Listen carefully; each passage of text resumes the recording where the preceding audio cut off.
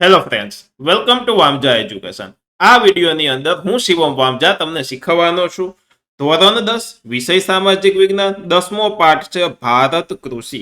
એટલે કે ભારતની અંદર જે કૃષિ છે તેમના વિશે આપણે સમજવાના છીએ. આ પાઠની દોસ્તો વિશેષતા એ છે કે આ પાઠ તમને બોર્ડ એક્ઝામની અંદર જનરલ વિકલ્પ વિના આમનો ગુણભાર જોવામાં આવે તો 5 માર્કનું પૂછાય છે અને જનરલ વિકલ્પ સાથે 9 માર્કનું આ પાઠની અંદર પૂછવામાં આવે છે. દરેક વર્ષે થોડા ઘણા પ્રમાણમાં ચેન્જ થતો હોય, પરંતુ મોટા તમને આઈડિયા આવી જાય કે આ પાઠ કરી લ્યો તો 9 માર્ક રોકડા મળે. બીજી વસ્તુ, આ પાઠની અંદરથી નકશાનો પણ એક પ્રશ્ન હોય છે, તો તમારે નકશા પણ ધ્યાનથી જોવાના છે. તો દર એક વસ્તુ બરોબર હું તમને વ્યવસ્થિત સમજાવી દઈશ. પાઠ્યપુસ્તકમાંથી લીટીએ લીટી શબ્દ તમે વ્યવસ્થિત રીતના સમજી લ્યો તો આમના મોટા જે ક્વેશ્ચન આન્સર છે અને આમાંથી મોટા પ્રશ્નો જ પૂછાય તો તે મોટા ક્વેશ્ચન આન્સર પાકા કરવા એકદમ દોસ્તો સહેલા થઈ જાય અને સાથે હેતુલક્ષીમાં પણ એકેય માર્ક કપાય નહીં, પરંતુ આખો પાઠ તમારે વ્યવસ્થિત સમજેલો હોવો જોઈએ. તો ચાલો હું તમને વ્યવસ્થિત સમજાવી દઉં છું. છેલ્લે સુધી વિડીયો જોવાનો છે તમારે, બરોબર. સૌથી પહેલા તમારે બધા વિડીયોને લાઈક કરી દેવાનો છે. ચેનલને સબસ્ક્રાઇબ નથી કરી તો સબસ્ક્રાઇબ કરીને બેલ આઇકન દબાવો, કારણ કે ક્વોલિટી કન્ટેન્ટ તમને વામજા એજ્યુકેશનમાં મળે છે. અને આ વિડીયોને તમારા મિત્રો સાથે ચોક્કસથી શેર કરો. બીજી કોઈ તમારી ડિમાન્ડ હોય કે સર આ પાઠ કરાવો, આ પાઠના વિડીયો મૂકો, સર સારો વિડીયો લાગ્યો, તો આ બધી વસ્તુ તમે કોમેન્ટમાં જણાવી શકો છો. ડન છે દોસ્તો. અને અગત્યની એક માહિતી કે તમારે વામજા એજ્યુકેશનની ટેલિગ્રામ ચેનલ અને વોટ્સઅપ ચેનલ આ બંને જગ્યાએ જોડાઈ જવાનું છે. બંનેની લિંક હું ડિસ્ક્રિપ્શનમાં આપી દઉં છું. તથા જો તમારે સામાજિક વિજ્ઞાનનો કોર્સ ખરીદવો છે તો પ્લે સ્ટોરમાંથી વામજા એજ્યુકેશન એપ્લિકેશન ડાઉનલોડ કરી અને તેમાં કોર્સમાં સરસ રીતના તમે જોડાઈ શકો છો. બરોબર. ઘણા બધા વિદ્યાર્થીઓ તેમાં જોઈન થઈ ગયા છે, તો તમે પણ આપણા સરસ મજાના વામજા એજ્યુકેશનના કોર્સનો લાભ લ્યો. તો શરૂઆત કરીએ દોસ્તો આપણે 10મો પાઠ ભારત કૃષિ. આપણે બધાએ ખેતી કરતા તથા કૃષિ આધારિત વસ્તુઓ શીખવાની છે. તો ચાલો ને શીખીએ. આપણે સૌ મોટા ભાગના લોકો છે તે ખેડૂતોના દીકરા છે અને ખેડૂતોના દીકરા હોવાથી આપણને આ પાઠ સમજવો ખૂબ ગમે પણ ખરા અને સાથે આવડી પણ જાય, સહેલો લાગે બીજા પાઠ કરતા. તો ચાલો જોઈએ. પ્રાચીન કાળથી કૃષિ ભારતના મોટા ભાગના લોકોની આર્થિક પ્રવૃત્તિ રહી છે. કે કૃષિ છે તે ભારતના મોટા ભાગના લોકો તેમાંથી રૂપિયા કમાય છે, આર્થિક પ્રવૃત્તિ કરે છે, પોતાનું ગુજરાન તે કૃષિ એટલે કે ખેતી દ્વારા ચલાવે છે. આપણે પણ ભારતની અર્થવ્યવસ્થાનો મુખ્ય આધાર કૃષિ રહ્યો છે. ભારતની જે અર્થવ્યવસ્થા છે તેમનો મુખ્ય આધાર પણ દોસ્તો કૃષિ છે, ખેતી છે. ખેતી ભારતનું એક મહત્વનું સંસાધન છે. શ્રમ શક્તિના લગભગ 60% જેટલા લોકો ખેતી કાર્યમાં જોડાયેલા છે. શ્રમ શક્તિ એટલે કે કાર્ય કરનાર લોકો કહીએ, બરોબર. કાર્ય કરતા લોકો, હું અત્યારે તમને ભણાવવાનું કાર્ય કરું છું, એવી રીતના દરેક લોકો અલગ કંઈક કાર્ય કરતા હોય તો શ્રમની દ્રષ્ટિએ તમે જોવો એટલે કે કાર્યની દ્રષ્ટિએ કાર્ય શક્તિના લગભગ 60% લોકો, કે જે લોકો કામ કરે છે, નોકરી નથી કરતા, બરોબર, પરંતુ તે પોતે પોતાનું કામ કરે છે, તેવા શ્રમ શક્તિના લગભગ 60% લોકો દોસ્તો ખેતી સાથે જોડાયેલા છે, બરોબર. અને ભારતના લોકોને માત્ર ખોરાક પૂરો પાડવા ઉપરાંત ઉદ્યોગો માટે વિવિધ પ્રકારનો કાચો માલ પણ ખેતીમાંથી જ મળે છે. કોઈ પણ ઉદ્યોગ લઈ લ્યો, જેમ કે કાપડ ઉદ્યોગ છે તો કાપડ બને કપાસનું, કપાસ ઉગે ખેતીમાં, બરોબર. કાગળ ઉદ્યોગ લઈ લ્યો તો કાગળ બને લાકડાના, અને લાકડા પણ ક્યાં ઉગે તો કે જંગલોમાં. ટૂંકમાં એક જાતની કૃષિ આધારિત વસ્તુ જ થઈ, વનસ્પતિ આવી એટલે. તો મોટા ભાગના ઉદ્યોગો છે તેમનો જે કાચો માલ છે, બેઝિક જે કોઈ એનું મટીરિયલ્સ છે તે ખેતી ઉપર જ આધારિત છે, મોટા ભાગના ઉદ્યોગોની અંદર વાત કરવામાં આવે તો. ડન છે દોસ્તો. રાષ્ટ્રીય ઉત્પાદનમાં કૃષિનો લગભગ 22% જેટલો હિસ્સો છે, બરોબર. આખા રાષ્ટ્રીય ઉત્પાદનમાં કૃષિ લગભગ 22% હિસ્સો છે દોસ્તો. અને નિકાસમાં પણ ખેતી પાકો અને ખેત પેદાશોનો લગભગ 18% જેટલો હિસ્સો છે. જેટલી વસ્તુ એક્સપોર્ટ થાય એ એક્સપોર્ટ થાય તેમાં 18% વસ્તુ છે તે કૃષિ આધારિત વસ્તુ છે, તે એક્સપોર્ટ કરવામાં આવે છે. જેનાથી દેશને દર વર્ષે વિદેશી હુંડિયામણ પ્રાપ્ત થાય છે, એટલે કે વિદેશી નાણું ભારતની અંદર આવે છે અને ભારતની અર્થવ્યવસ્થા છે તે સુધરે છે. ભારતીય અર્થવ્યવસ્થા મુખ્યત્વે ખેતી પર આધારિત છે. આમ ભારત એક કૃષિ પ્રધાન દેશ છે. ભારતની અર્થવ્યવસ્થા દોસ્તો મુખ્યત્વે વાત કરવામાં આવે તો મોટા ભાગે ખેતી ઉપર આધારિત હોય છે અને જેથી કરીને ભારતને કૃષિ પ્રધાન દેશ કહેવામાં આવે. એટલે જ તમે બજેટ હોય કે કોઈ પણ યોજના હોય તેમાં જોજો કૃષિ આધારિત યોજના ખૂબ વધારે પ્રમાણમાં આવશે. કારણ કે કૃષિ છે તો ભારત છે. કૃષિ છે બરોબર. કૃષિને લીધે જ ભારત આર્થિક રીતે દિવસે ને દિવસે સમૃદ્ધ થતો જાય છે દોસ્તો. ડન. ચાલો આગળ જોઈએ આપણે. ફળદ્રુપ મેદાનો, બારમાસ પાક લઈ શકાય તેવી અનુકૂળ આબોહવા, સિંચાઈ, કુશળ અને મહેનતુ ખેડૂતો વગેરેને લીધે ભારત મોટા ભાગના વિસ્તારમાં 2 કે તેથી વધુ પાકોનું વાવેતર કરી શકે છે. વાત કરવામાં આવે તો આપણા દેશના ફળદ્રુપ મેદાનો છે, આપણા દેશની સરસ મજાની ટેકનોલોજીઓ છે, સારા સારા ખાતરો છે, બરોબર. બારેમાસ પાક લઈ શકાય તેવી ઘણી જગ્યાએ આબોહવા એટલે કે વાતાવરણ છે.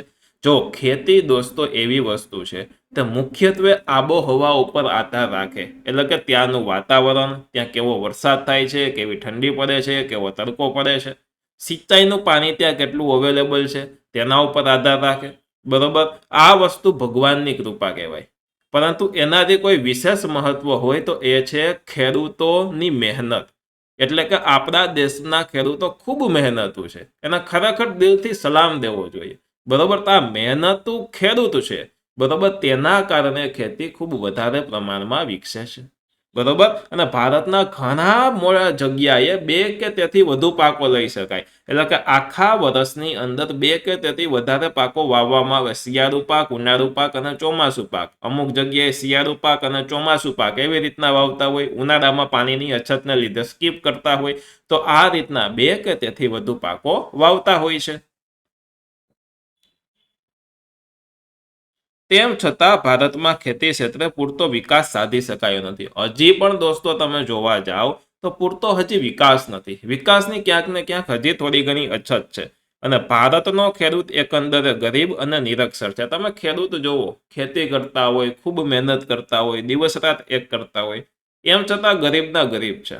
બરોબર. કારણ કે એને સારો ભાવ નથી મળી શકતો. ઘણી જગ્યાએ કુદરતી આફત આવે તો એમાં મોટા ભાગે નુકસાન ઘણું થતું હોય છે. મોટા પ્રમાણમાં નુકસાન થતું હોય છે.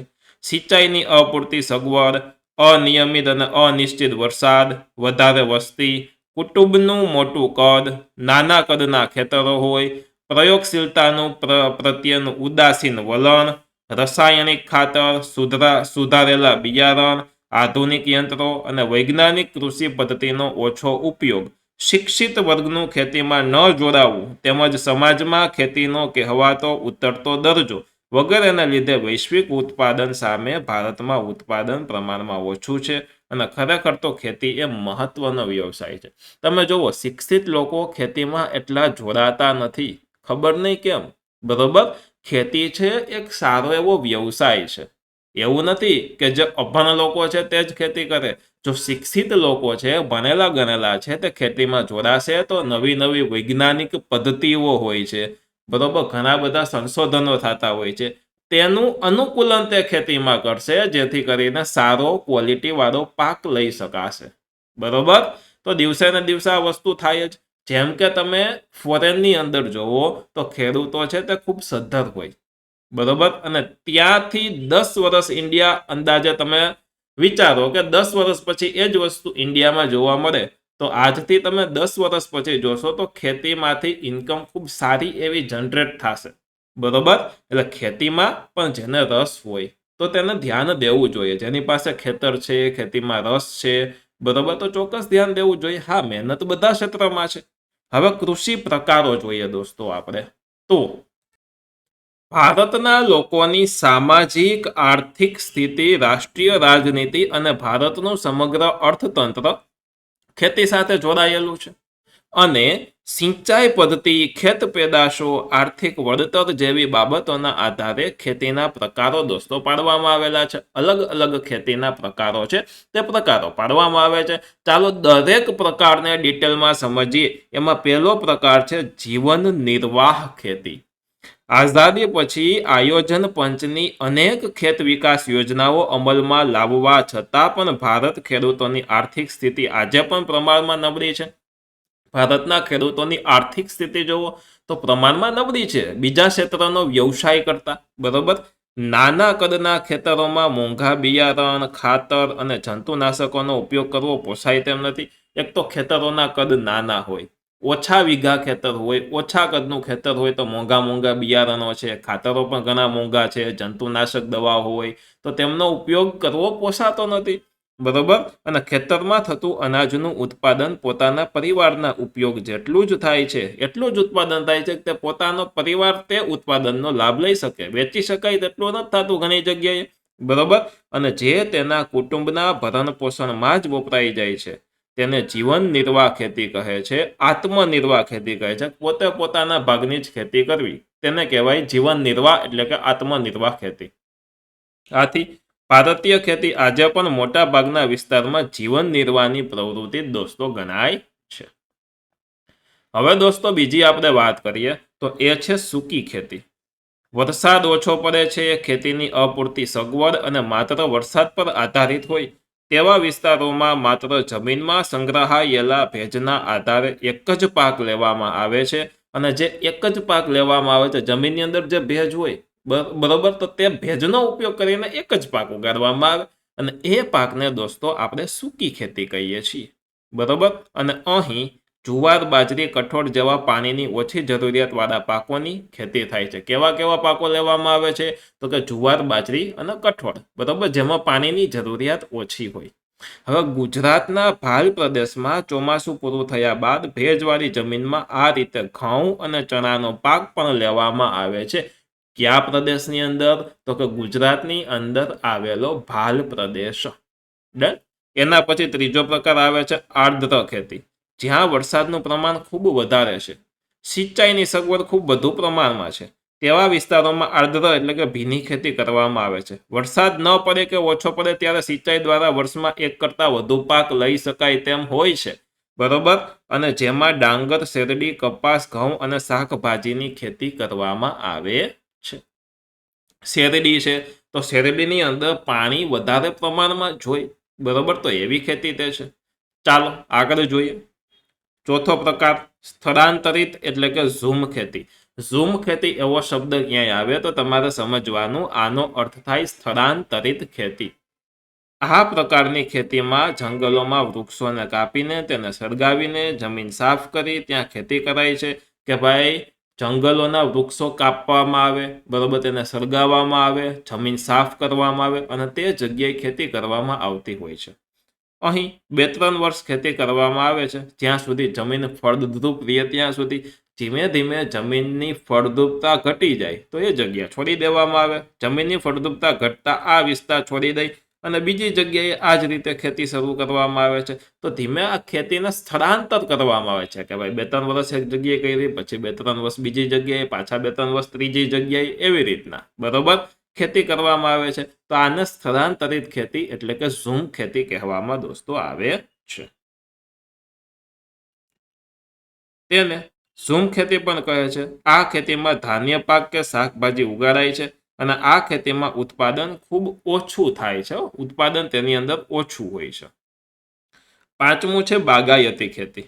બાગાયતી ખેતી એક ખાસ પ્રકારે થતી ખેતી છે કે જેની અંદર બાગ હોય. બાગ એટલે કે કેરીની બાગ હોય, ચા કોફીની બાગ હોય, નાળિયેરની બાગ હોય, સફરજન, સંતરા, બરોબર, રબરની બાગ હોય, આંબળા, લીંબુ, ખારેક, બરોબર, જામફળીની બાગ હોય, સીતાફળીની બાગ હોય, બરોબર, સીતાફળની બાગ. તો આવી ખેતીને બાગાયતી ખેતી કહેવામાં આવે કે એક વખત તમે વૃક્ષ વાવી દો પછી તે જ વૃક્ષની અંદર દર વર્ષે ફળો આવતા રહે, બરોબર. બાગાયતી ખેતી એક ખાસ પ્રકારે થતી ખેતી છે જેમાં રબર, ચા, કોફી, કોકો, નાળિયેર ઉપરાંત સફરજન, કેરી, સંતરા, દ્રાક્ષ, આંબળા, લીંબુ, ખારેક એટલે કે ખલેલા વગેરે ફળોની ખૂબ જ માવજત સાથે ખેતી કરાય છે. આ પ્રકારની ખેતીમાં વધુ મૂડી રોકાણ, કુશળતા, તકનીકી જ્ઞાન, યંત્રો, ખાતર, સિંચાઈ, પરીક્ષણ, સંગ્રહ અને પરિવહનની પર્યાપ્ત સુવિધા હોવી જરૂરી છે. મૂડી રોકાણ વધારે કરવું પડે, કુશળતા હોવી જોઈએ, તકનીકી જ્ઞાન હોવી જોઈએ, ટેકનોલોજીકલ જ્ઞાન હોવું જોઈએ તેમાં, બરોબર, સિંચાઈનું પરીક્ષણ કરતા એટલે કે જોતા આવડવું જોઈએ કે ભાઈ અત્યારે આવું વાતાવરણ છે, આ રીતનો પાક ઉગ્યો છે તો આ ખાતર અત્યારે નખાય આ સમયે, બરોબર, તો એવી બધી વસ્તુ ખબર હોવી જોઈએ. પછી જે પાક ઉગ્યો છે તો તેને સંગ્રહ કરી શકવાની તાકાત હોવી જોઈએ, બરોબર. પરિવહનની સુવિધા, માની લો કે કેરી ઉગે છે તો કેરીને રોજ આ સિઝન દરમિયાન રોજ કેરી ઉતરતી હોય, રોજ બોક્સ ભરાતા હોય તો રોજ વેચાઈ જવી જોઈએ, અને વેચવા જાય એના માટે પરિવહનની સુવિધા એટલે કે એક જગ્યાએથી બીજી જગ્યાએ તે વસ્તુ લઈ જવા માટે એની સુવિધા પણ હોવી જરૂરી છે. તો આ છે બાગાયતી ખેતી. નેક્સ્ટ હવે દોસ્તો આપણે જોઈએ છીએ સઘન ખેતી. જ્યાં સિંચાઈની સુવિધા વધી છે ત્યાં રાસાયણિક ખાતરો, કીટનાશકો અને વિવિધ પ્રક્રિયામાં યંત્રોના વ્યાપક ઉપયોગથી ખેતીમાં યાંત્રિકીકરણ આવી ગયું છે, અને આ પ્રકારે થતી ખેતીને સઘન ખેતી કહેવામાં આવે છે. અને આ ખેતીમાં રોકડિયા પાકોનું વાવેતર વધારે કરાય છે કે ભાઈ રોકડિયા પાકો જે હોય તેનું વાવેતર વધારે કરવામાં આવે.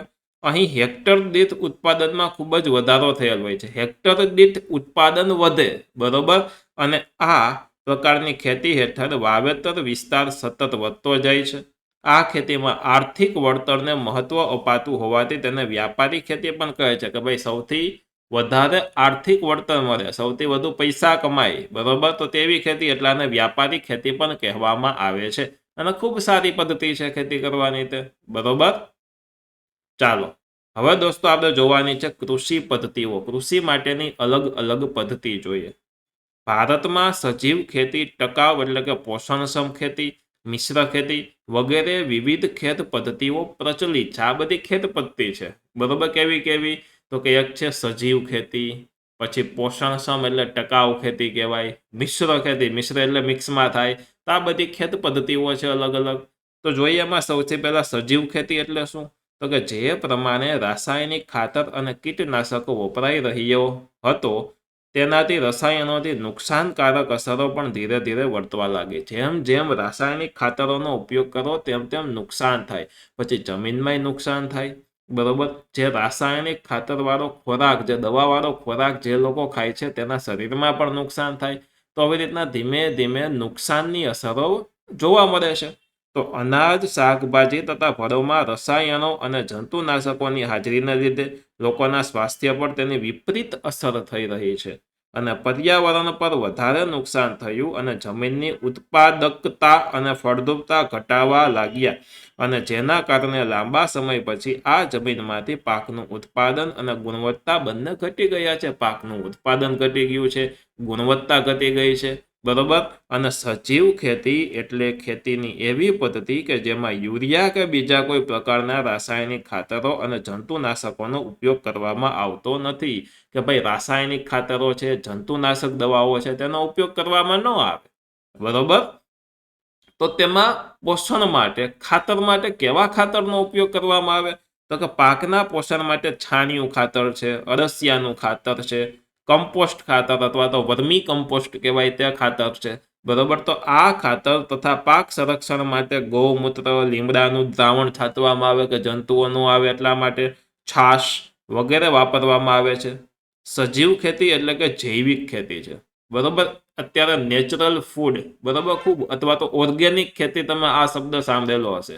તો આ ઓર્ગેનિક ખેતી છે એ જ આ ખેતી, બરોબર, ની પેદાશો પોષણયુક્ત હોય છે, અને તેમાં કુદરતી સ્વાદ હોય, મીઠાશ, સોડમ હોય છે, અને તેમાં વધુ ખનિજ, વિટામિન અને જીવનશક્તિ આપતા તત્વો હોય છે. જૈવિક ખેત પેદાશોની અત્યારે ખૂબ જ માંગ છે દોસ્તો, એટલે ખેડૂતોને વળતર પણ સારું મળે છે. આની માંગ છે એટલે ખેડૂતો છે તે પોતાનો પાક છે વધારે ભાવમાં વેચી શકે, બરોબર, કારણ કે વધારે પૈસા દઈને ઓર્ગેનિક વસ્તુ લેવા વાળા લોકો છે એટલા માટે. એમના પછી છે ટકાઉ ખેતી.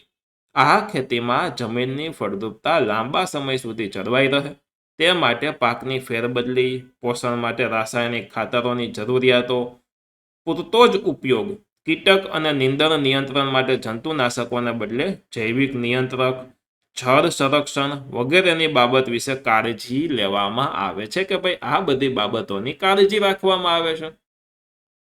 એમના પછી દોસ્તો આપણે વાત કરીએ તો છે મિશ્ર ખેતી.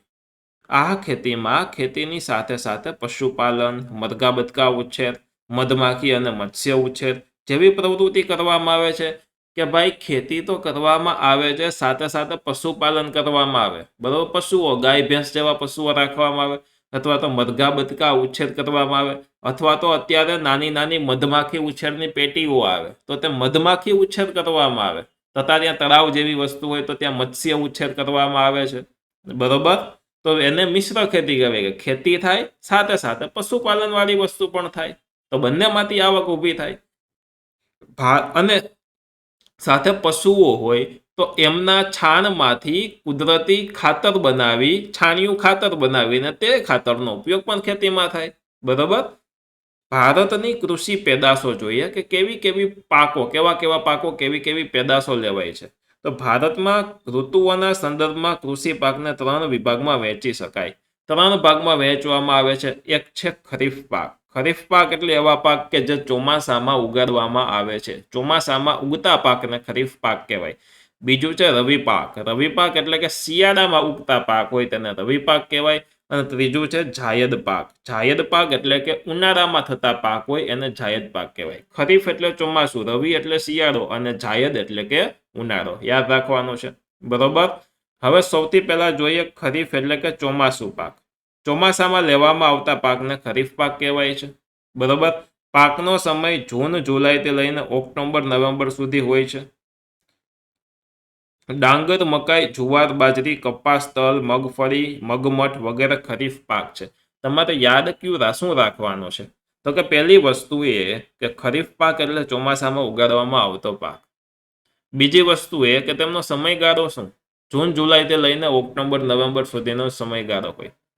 અને તેમના ઉદાહરણો એટલે કે કેવા કેવા પાકો લેવામાં આવે છે, તો ડાંગર, મકાઈ, જુવાર, બાજરી, કપાસ, તલ, મગફળી, મગમઠ એ બધા, બરોબર. એટલું યાદ રાખવાનું છે.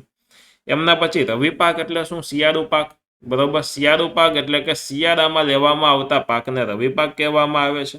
પાકનો સમય ઓક્ટોબર નવેમ્બરથી માર્ચ એપ્રિલ સુધી હોય, બરોબર. આને યાદ રાખવું હોય ને તો એવી રીતના યાદ રખાય કે ખરીફ પાક એટલે જૂન. જૂન એટલે શું?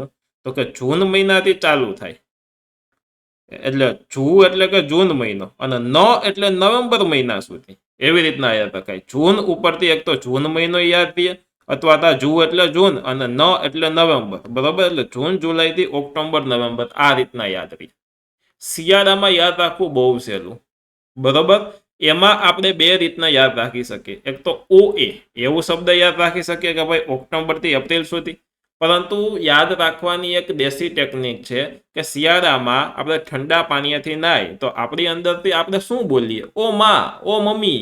એટલે કે ઓક્ટોબરથી માર્ચ એવી રીતના યાદ રાખી શકાય, અને માર્ચ એપ્રિલ એવી રીતના તમારે યાદ રાખી લેવાનું, બરોબર. મોસ્ટ ઓફ ઓક્ટોબરથી માર્ચ મહિના સુધીનો સમયગાળો હોય, પરંતુ આમાં માર્ચ એપ્રિલ આપેલું છે એટલે એ પ્રમાણે યાદ રાખવાનું. કેવા કેવા પાકો લેવાય? તો કે એમાં ઘઉં થાય, ચણા થાય, જવ, સરસવ, રાયડો, અળસી વગેરે રવિ પાકો છે, બરોબર. તો આ રીતના યાદ રાખી શકાય. ત્રીજું છે જાયદ પાક એટલે કે ઉનાળુ પાક. જાયદ પાક એટલે ઉનાળુ પાક, બરોબર. ઉનાળામાં લેવામાં આવતા પાકને જાયદ પાક કહે છે. પાકનો સમય માર્ચથી જૂન સુધીનો હોય છે. માર્ચથી જૂન સુધીનો હોય છે, બરોબર. હવે એમના કયા કયા પાકો લઈ શકાય તે જોવું હોય તો તેની અંદર આપણે ડાંગર, મકાઈ, મગફળી, તલ, બાજરી તથા તરબૂચ, કાકડી, સાકર ટેટી જાયદ પાક છે, બરોબર. તો તરબૂચ, કાકડી, સાકર ટેટી તો આ બધી વસ્તુ ઉનાળામાં વધારે પ્રમાણમાં આવે, તમને ખબર હોય તો એ જાયદ પાક છે. હવે જોવું જોઈએ મુખ્ય કૃષિ પાક. ભૌગોલિક પરિસ્થિતિ, આબોહવા, જમીનની વિવિધતા અને વરસાદના પ્રમાણમાં રહેલી ભિન્નતાને આધારે ભારતમાં જુદા જુદા ભાગોમાં વિવિધ પ્રકારના પાકોનું વાવેતર કરવામાં આવે છે.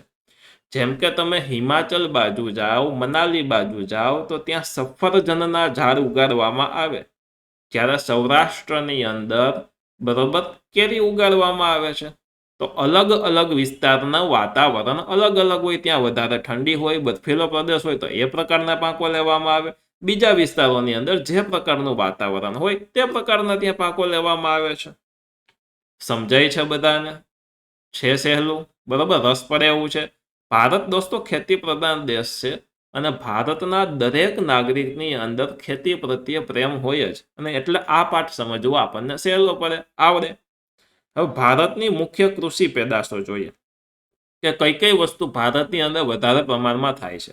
તેમાં ધાન્ય પાકમાં વાત કરીએ તો ડાંગર છે, ઘઉં, જુવાર, બાજરી, મકાઈ, જવ, તો આ બધું ભારતની અંદર સરસ રીતે થાય છે. કઠોળ છે તેમાં તુવેર, મગ, ચણા, વટાણા, વાલ, મઠ, અડદ, મસૂર, આ બધું થાય. તેલીબિયા કે જેમાંથી તેલ નીકળે, તેમાં સૌથી પહેલા મગફળી, તલ, સોયાબીન, એરંડા, સરસવ, સૂર્યમુખી, નાળિયેર, અળસી. પીણાની વાત કરીએ તો ચા, કોફી અને કોકો, આના ખેતરો હોય. કોકો છે, કોલ્ડ કોકો પીવો છો, તેનો કોકો નામનો એક પાક છે, તેમાંથી બને, બરોબર. હવે રોકડિયા પાક, તો એમાં કપાસ, શેરડી, શણ, તમાકુ, રબર, આ પાકને રોકડિયા પાક કહેવાય. ઔષધીય મસાલા પાક, તો એમાં વાત કરીએ તો જીરું છે, વરિયાળી, ઈસબગુલ, ધાણા, મેથી, અજમો, કાળા મરી, લસણ, આ બધા પાક છે એને ઔષધીય મસાલા પાક કહેવાય, કે ઔષધિ તરીકે વાપરવામાં આવે, સાથે સાથે મરી મસાલા તરીકે પણ તેમને વાપરવામાં આવતા હોય છે. ફળની વાત કરીએ તો એક તો કેરી, કેળા, ચીકુ, પપૈયા, દ્રાક્ષ, બોર, સફરજન, જામફળ. તમને કયું ફળ વધારે ભાવે છે તમારે કોમેન્ટ કરીને જણાવવાનું છે, કારણ કે અંદાજે અડધી કલાકમાં આ વિડીયોને 5 મિનિટ અત્યારે બાકી છે, બરોબર, આ લેક્ચરને. તો ખબર પડે કે અડધી કલાક સુધી કોણ કોણ જોડાયેલું હતું, એટલે તમારે કોમેન્ટ કરવાની છે, બરોબર, કેટલા અડધી કલાક તો હતા જ, બરોબર. એના પછી વધારે સમયનું આપણે છેલ્લે કંઈક રાખશું. છેલ્લે તમારા વિડીયો પૂરો થાય પછી તમારે કોમેન્ટ કરવાની, નાઇસ વિડીયો કે બેસ્ટ વિડીયો કે ગમે તે જણાવવાનું, જેથી કરીને ખ્યાલ આવે કે તમે છેલ્લે સુધી જોયેલો હતો, બરોબર. અને હરેક વસ્તુ સમજાવવામાં પ્રોપર આવશે, એમાં કોઈ ચિંતા નથી. ચાલો જોઈએ શાકભાજી, તો બટાકા, રીંગણા, ડુંગળી, ટમેટા, દૂધી તુરિયું, ભીંડા, કોબીજ, ફ્લાવર, વિવિધ ભાજી. તો આ બધી શાકભાજીઓ છે તે સરસ રીતના ભારતની અંદર ઉગાડવામાં આવે છે. તે મુખ્ય કૃષિ પેદાશો હતી. હવે દોસ્તો આપણે વાત કરીએ છીએ ધાન્ય પાકની. ધાન્ય પાક જોઈ તો ભારતમાં કુલ વાવેતર વિસ્તારના લગભગ 75% વિસ્તારમાં ધાન્ય પાકની ખેતી થાય છે. કેવા પાક? તો કે ધાન્ય પાક. અને કુલ ઉત્પાદનના આશરે 50% ઉત્પાદન ધાન્ય પાકમાંથી મળે છે. ટોટલ જેટલું ઉત્પાદન થાય એમાં 50% ઉત્પાદન છે તે ધાન્ય પાકમાંથી થાય છે. એમ વિચારજો કે 75% વિસ્તાર એટલે કે 75% ભાગની જમીન, બરોબર. પરંતુ ટોટલ જેટલું ઉત્પાદન થાય બધામાંથી, એમાંથી 50% ઉત્પાદન ધાન્ય પાકમાંથી થાય છે. મુખ્ય ધાન્ય પાક નીચે મુજબ છે. ક્યાં ક્યાં છે? તો કે ડાંગર. પેલું તો ડાંગર એટલે દોસ્તો જોઈએ તો ડાંગર એ આપણો સૌથી મહત્વનો ધાન્ય પાક છે.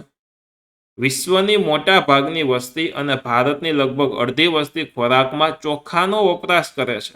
ચોખા એટલે રાઈસ, રાઈસ એટલે ડાંગર, બરોબર. અને ડાંગરના ઉત્પાદનમાં વિશ્વમાં ચીન પછી ભારત બીજા ક્રમે આવે. પહેલો નંબર હોય તો ચીન, બીજો નંબર હોય તો ભારત, ઇન્ડિયા, બરોબર.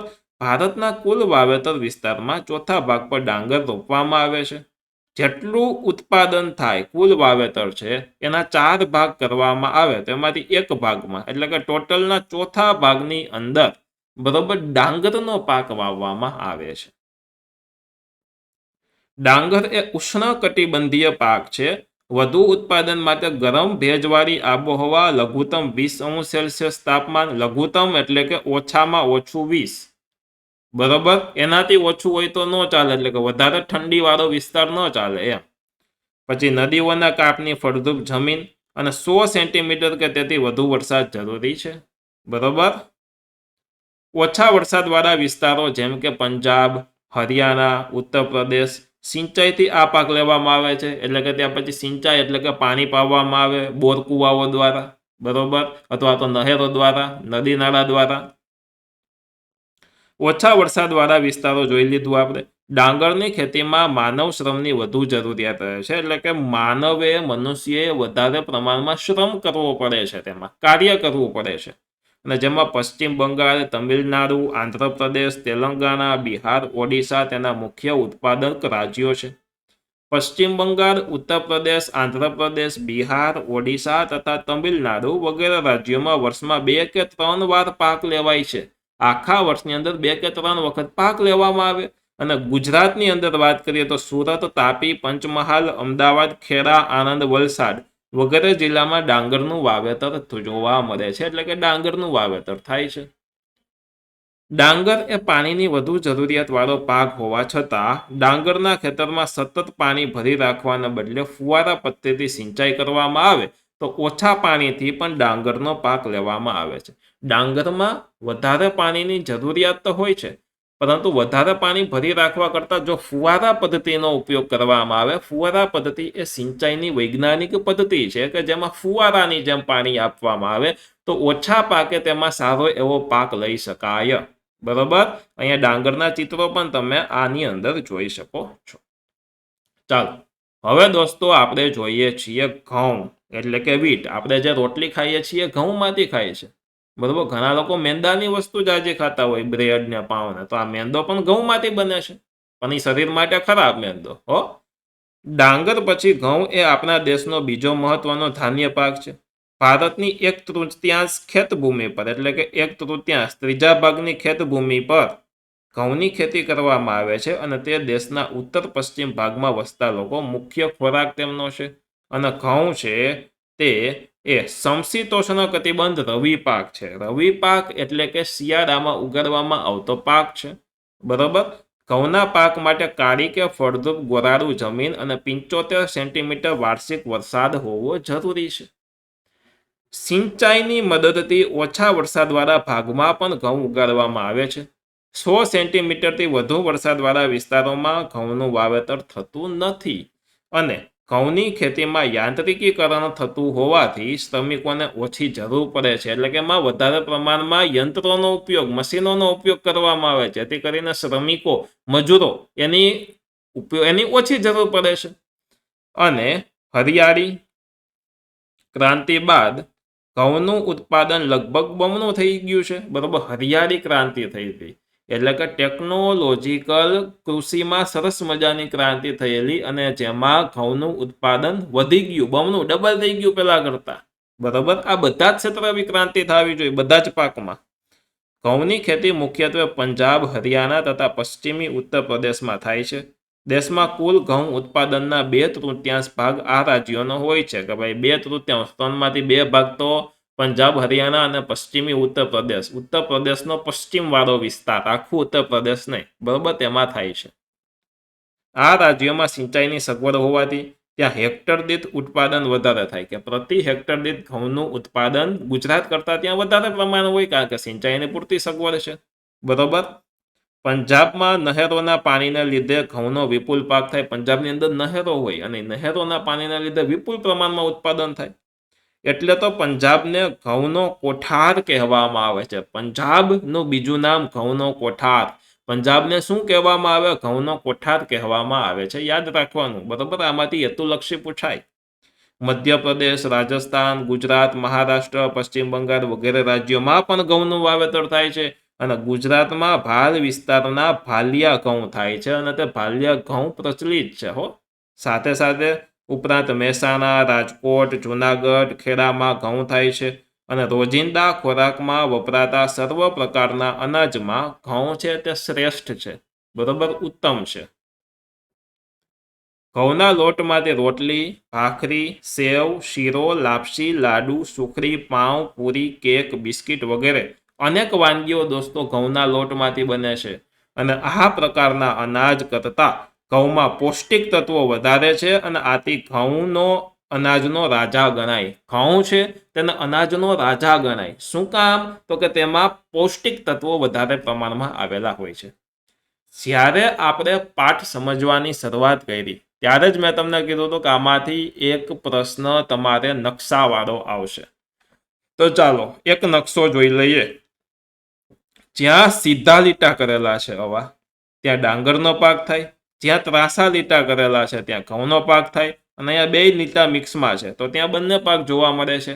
તો અહીંયા તમે જોઈ શકો છો કે અહીંયા જે આ ત્રાસા લીટા છે, જો એક તો આ સૌરાષ્ટ્ર વાળો વિસ્તાર છે ગુજરાતની અંદર, બરોબર, આ કચ્છ સિવાયનું તમે ગણી શકો, તો આ બધા વિસ્તારો છે એની અંદર ઘઉં દોસ્તો મબલક પ્રમાણમાં થાય છે. ત્યારબાદ આ વિસ્તાર છે તેમાં ઘઉં અને ડાંગર બંને થાય. ત્યારબાદ દોસ્તો તમે આ વિસ્તારો જોવો કે આ ઊભી લીટી કરેલા વિસ્તારો જોવો, તો આ વિસ્તારો છે એની અંદર ચોખા, બરોબર, એટલે કે ડાંગરનો પાક વધારે પ્રમાણમાં લેવામાં આવે છે. તો આ છે દોસ્તો નકશો. જુવાર, બાજરી, મકાઈ, જવ અને ભારતમાં ઉગાડવામાં આવતા મુખ્ય જાડા ધાન્ય છે. કેવા ધાન્ય? જાડા ધાન્ય છે. હવે આપણે જોઈએ જુવાર. ડાંગર અને ઘઉં પછી જુવાર એ ભારતનો સૌથી વધુ ઉત્પન્ન થતું ધાન્ય છે અને દક્ષિણ ઉચ્ચ સૂકા પ્રદેશોમાં, બરોબર, દક્ષિણ ઉચ્ચ પ્રદેશોમાં સૂકા અને ઓછા વરસાદવાળા વિસ્તારોમાં આ પાકનું વિશાળ પ્રમાણમાં વાવેતર કરાય છે. અને જુવાર છે એ ખરીફ અને રવિ પાક છે, એટલે કે ચોમાસામાં વાવવામાં આવે, સાથે સાથે શિયાળામાં વાવવામાં આવે. 25 થી 30 સેલ્સિયસ તાપમાન, 50 સેન્ટીમીટર જેટલો વરસાદ, કાળી ગોરાળુ જમીન અનુકૂળ ગણાય છે. મહારાષ્ટ્ર, કર્ણાટક, આંધ્રપ્રદેશ, તમિલનાડુ, ગુજરાત વગેરે રાજ્યોમાં વધારે ઉત્પાદન તેમનું દોસ્તો થાય છે. અને ગુજરાતમાં જુવારનું સૌથી વધુ વાવેતર સુરત અને તાપી જિલ્લામાં થાય છે. સુરત અને તાપી જિલ્લામાં થાય. અને જુવાર લીલા પશુચારા તરીકે વિશેષ વપરાય છે. લીલો પશુચારો, પશુઓને જે ચારો નાખવામાં આવે પશુઓના ખોરાક માટે, તેમાં સૌથી વધારે પ્રમાણમાં વાપરવામાં આવે છે. બાજરી એટલે કે મિલેટ. બાજરી વિશે આપણે દોસ્તો શીખીએ તો બાજરી એ શ્રમજીવીઓનું ધાન્ય ગણાય. શ્રમજીવી એટલે કે જે લોકો વધારે પ્રમાણમાં શ્રમ કરતા હોય, તેમને એનર્જીની જરૂર પણ વધારે પ્રમાણમાં પડે, અને તે લોકો બાજરી છે તે વધારે પ્રમાણમાં ખાતા હોય છે. 25 થી 30 સેલ્સિયસ તાપમાન, 40 થી 50 સેન્ટીમીટર વરસાદ, હલકી રેતાળ જમીનમાં એ સારી રીતે ઉગે છે. રાજસ્થાન, ગુજરાત, ઉત્તર પ્રદેશ અને મહારાષ્ટ્ર વગેરે તેના ઉત્પાદક રાજ્યો છે. અને ગુજરાતમાં બાજરીના વાવેતરમાં બનાસકાંઠા જિલ્લો છે તે દોસ્તો મોખરે છે. કયો જિલ્લો? તો કે બનાસકાંઠા જિલ્લો છે તે સૌથી વધારે પ્રમાણમાં આગળ પડતો છે. શેમાં? તો કે બાજરીના ઉત્પાદનમાં તે સૌથી વધારે પ્રમાણમાં મોખરે છે. ચાલો, એના પછી દોસ્તો આપણે જોઈએ આગળ, તો એ છે મકાઈ. મકાઈ એ ધાન્ય ખરીફ પાક છે. મકાઈનો ડોડો બધાને ભાવે, ઘણાને શેકેલો ભાવે તો ઘણાને બાફેલી મકાઈ ભાવે, બરોબર. તો ડાંગર અને ઘઉં પછી વિશ્વમાં મકાઈનું સૌથી વધુ વાવેતર થાય છે. અને મકાઈનો પાક ડુંગરાળ વિસ્તારોમાં વધુ થાય. આખા વિશ્વની અંદર વાત કરવામાં આવે દોસ્તો, તો ડાંગર અને ઘઉં પછી મકાઈનું ઉત્પાદન સૌથી વધારે થાય આખા વિશ્વમાં. ડન. અને મકાઈનો પાક છે તે ડુંગરાળ વિસ્તારોમાં વધુ થાય અને ત્યાંના લોકોનો મુખ્ય ખોરાક છે. મકાઈના મુખ્યત્વે સ્ટાર્ચ, તેલ, પ્રોટીન, બાયોફ્યુઅલ જેવા ઘટકો હોવાથી તેનો ઔદ્યોગિક પેદાશમાં ઉપયોગ વધી રહ્યો છે. અને મકાઈના પાકને ઢોળાવવાળી, કાળી, કઠણ, પથરાળ, પાણીની નિતારવાળી જમીન માફક આવે છે. 50 થી 100 સેન્ટીમીટર વરસાદ, 21 થી 27 સેલ્સિયસ તાપમાન અનુકૂળ ગણાય છે. અને પશુ આહાર, ધાણી અને મકાઈના તેલનો ઉપયોગ દોસ્તો વધી રહ્યો છે. રાજસ્થાન, ઉત્તર પ્રદેશ, બિહાર, મધ્યપ્રદેશ, પંજાબ, જમ્મુ કાશ્મીર, હિમાચલ પ્રદેશ, કર્ણાટક અને આંધ્રપ્રદેશ વગેરે તેના ઉત્પાદક રાજ્યો છે. અને ગુજરાતમાં પંચમહાલ, દાહોદ, સાબરકાંઠા અને અરવલ્લીમાં મકાઈનું વધુ પ્રમાણમાં વાવેતર થાય છે. એટલે કે વધારે વાવેતર ત્યાં આપણને જોવા મળે છે. કઠોળ. શાકાહારી લોકો માટે કઠોળ એ પ્રોટીનનો મુખ્ય સ્ત્રોત છે દોસ્તો. તુવેર, મગ, ચણા, વટાણા, વાલ, અડદ, મઠ વગેરે કઠોળ પાક ગણાય છે. તુવેર, અડદ, મગ, મઠ એ ખરીફ પાક છે. ખરીફ પાક એટલે કે ચોમાસામાં ઉગે છે. જ્યારે ચણા, વટાણા, મસૂર રવિ પાક છે, એટલે કે જે શિયાળામાં વધારે પ્રમાણમાં ઉગે છે. વધુ વરસાદવાળા વિસ્તારો સિવાય લગભગ બધા જ રાજ્યોમાં કઠોળનું વાવેતર કરાય છે, એટલે કે કરવામાં આવે છે. અને મધ્યપ્રદેશ છે, રાજસ્થાન, ઉત્તર પ્રદેશ, મહારાષ્ટ્ર, ઓડિશા, બિહાર, આંધ્રપ્રદેશ વગેરે તેના મુખ્ય ઉત્પાદક રાજ્યો છે કે વધારે પ્રમાણમાં ઉત્પાદન ત્યાં થાય છે. ગુજરાતમાં તુવેરનું વડોદરા જિલ્લામાં, મગ, મઠ કચ્છ જિલ્લામાં અને અડદનું પાટણ જિલ્લામાં સૌથી વધારે પ્રમાણમાં વાવેતર જોવા મળે છે. અને કઠોળના પાક દ્વારા નાઇટ્રોજનનું જમીનમાં પુનઃ સ્થાપન થાય છે. જો કઠોળનો પાક હોય, આપણને તમે સૌ જાણો છો કે તે કઠોળ વર્ગની વનસ્પતિના મૂળની મૂળ ગંડિકાઓમાં રાઇઝોબિયમ નામના બેક્ટેરિયા આવેલા હોય. આ રાઇઝોબિયમ નામના બેક્ટેરિયાનું કામ એ કે હવામાંથી નાઇટ્રોજન વાયુ લઈ અને જમીનમાં તેમનું સ્થાપન કરવું ઘન સ્વરૂપે. એવા સ્વરૂપે કાર્બનિક એવા સ્વરૂપે કે જે વનસ્પતિ છે તે નાઇટ્રોજનને લઈ શકે તેવા સ્વરૂપે. મનુષ્ય કે વનસ્પતિ હવામાંનો નાઇટ્રોજન લઈ શકતા નથી, એટલે તે નાઇટ્રોજન લઈ શકે તેવા સ્વરૂપમાં તેમનું રૂપાંતર કરીને જમીનમાં છોડી દે છે, એટલે એ જમીન છે તે નાઇટ્રોજન યુક્ત જમીન થઈ જાય. તેથી ધાન્ય પાક સાથે કે ધાન્ય પાક બાદ જમીનની ફળદ્રુપતા જાળવવા કઠોળનું આંતરપાક તરીકે વાવેતર કરાય, ઇનર ક્રોપ તરીકે વાવેતર કરાય. ઘણી વખત ઘણા શું કરતા હોય કે એક પાક ધાન્ય વાવે તો એના પછી બીજો પાક છે તે કઠોળનો વાવે, એટલે ફરી પાછું જમીનમાં નાઇટ્રોજન થઈ જાય. પાછો ત્રીજો પાક ધાન્ય વાવે તો ચોથો પાક કઠોળનો વાવે, એટલે એવી રીતના કઠોળનો પાક છે તે એક પાક મૂકીને એક પાક વાવતા રહેતા હોય છે, જેથી કરીને જમીન ફળદ્રુપતા તેમની જળવાઈ રહે, ફળદ્રુપ થાય. હવે જાણવા જેવી બાબત છે કે ગુજરાતમાં વવાતા તૃણધાન્ય પાકોમાં નાગલી એટલે કે રાગી અત્યારના સમયમાં સૌથી વધારે પ્રમાણમાં કોઈ ફેમસ થયું હોય ધાન્ય તો એ છે રાગી. રાગીના બિસ્કિટ તથા રાગીની ઘણી બધી વસ્તુઓ અત્યારે મળવા માંડી છે, અને રાગી શરીર માટે ખૂબ સારી. નાના છોકરાઓને રાગી વધારે પ્રમાણમાં આપવામાં અત્યારે આવે છે, બરાબર, તે મોખરાનું સ્થાન ધરાવે છે. નાગલી એ ડુંગરાળ પ્રદેશમાં વસતા આદિવાસીઓનો મુખ્ય પાક છે તે, અને ગુજરાત તેમજ સમગ્ર ભારતમાં વવાતા વિવિધ તૃણધાન્ય પાકોમાં નાગલીની પ્રતિ હેક્ટર ઉત્પાદન ક્ષમતા સૌથી વધારે છે. નાગલીને અંગ્રેજીમાં ફિંગર મિલેટ કે આફ્રિકન મિલેટ અને ગુજરાતીમાં તેમને બાવટાના નામથી પણ ઓળખવામાં આવે છે. અને નાગલી પોષક તત્વોથી ભરપૂર તૃણધાન્ય પાક છે, ખૂબ વધારે પોષક તત્વો તેની અંદર હોય, અને તેના દાણામાં પ્રોટીન, ખનિજ તત્વો અને વિટામિનનું પ્રમાણ વિશેષ પ્રમાણમાં જોવા મળે છે. અને નાગલીમાં રેસાની માત્રા વધારે હોવાથી ડાયાબિટીસ અને હૃદય રોગના દર્દીઓ માટે ખૂબ તે લાભદાયક પણ હોય. શું? તો કે રાગી, બરોબર. નાગલીમાં કેલ્શિયમ અને આયર્નનું પ્રમાણ અન્ય ધાન્ય પાકો કરતાં સવિશેષ હોવાથી તેનો ઉપયોગ કુપોષણ દૂર કરવામાં અને બેબી ફૂડ બનાવવામાં થાય છે. જોયું, બેબી ફૂડમાં થાય, કુપોષણ દૂર કરવામાં રાગીનો ઉપયોગ ખૂબ થાય. અને નાગલી ઉગાડતા આદિવાસી ખેડૂતો લોટમાંથી રોટલી બનાવીને ખાય છે તે, અને આ ઉપરાંત તેના લોટમાંથી biscuit, chocolate, toast, nankhatai, wafer, papdi જેવી જુદી જુદી વાનગીઓ પણ બનાવી શકાય છે. બરોબર, ઘણી જગ્યાએ રાગીની બ્રેડ અને પાવ હોય, બરોબર. તો આ વસ્તુ રાગીમાંથી ઘણી જગ્યાએ બને છે.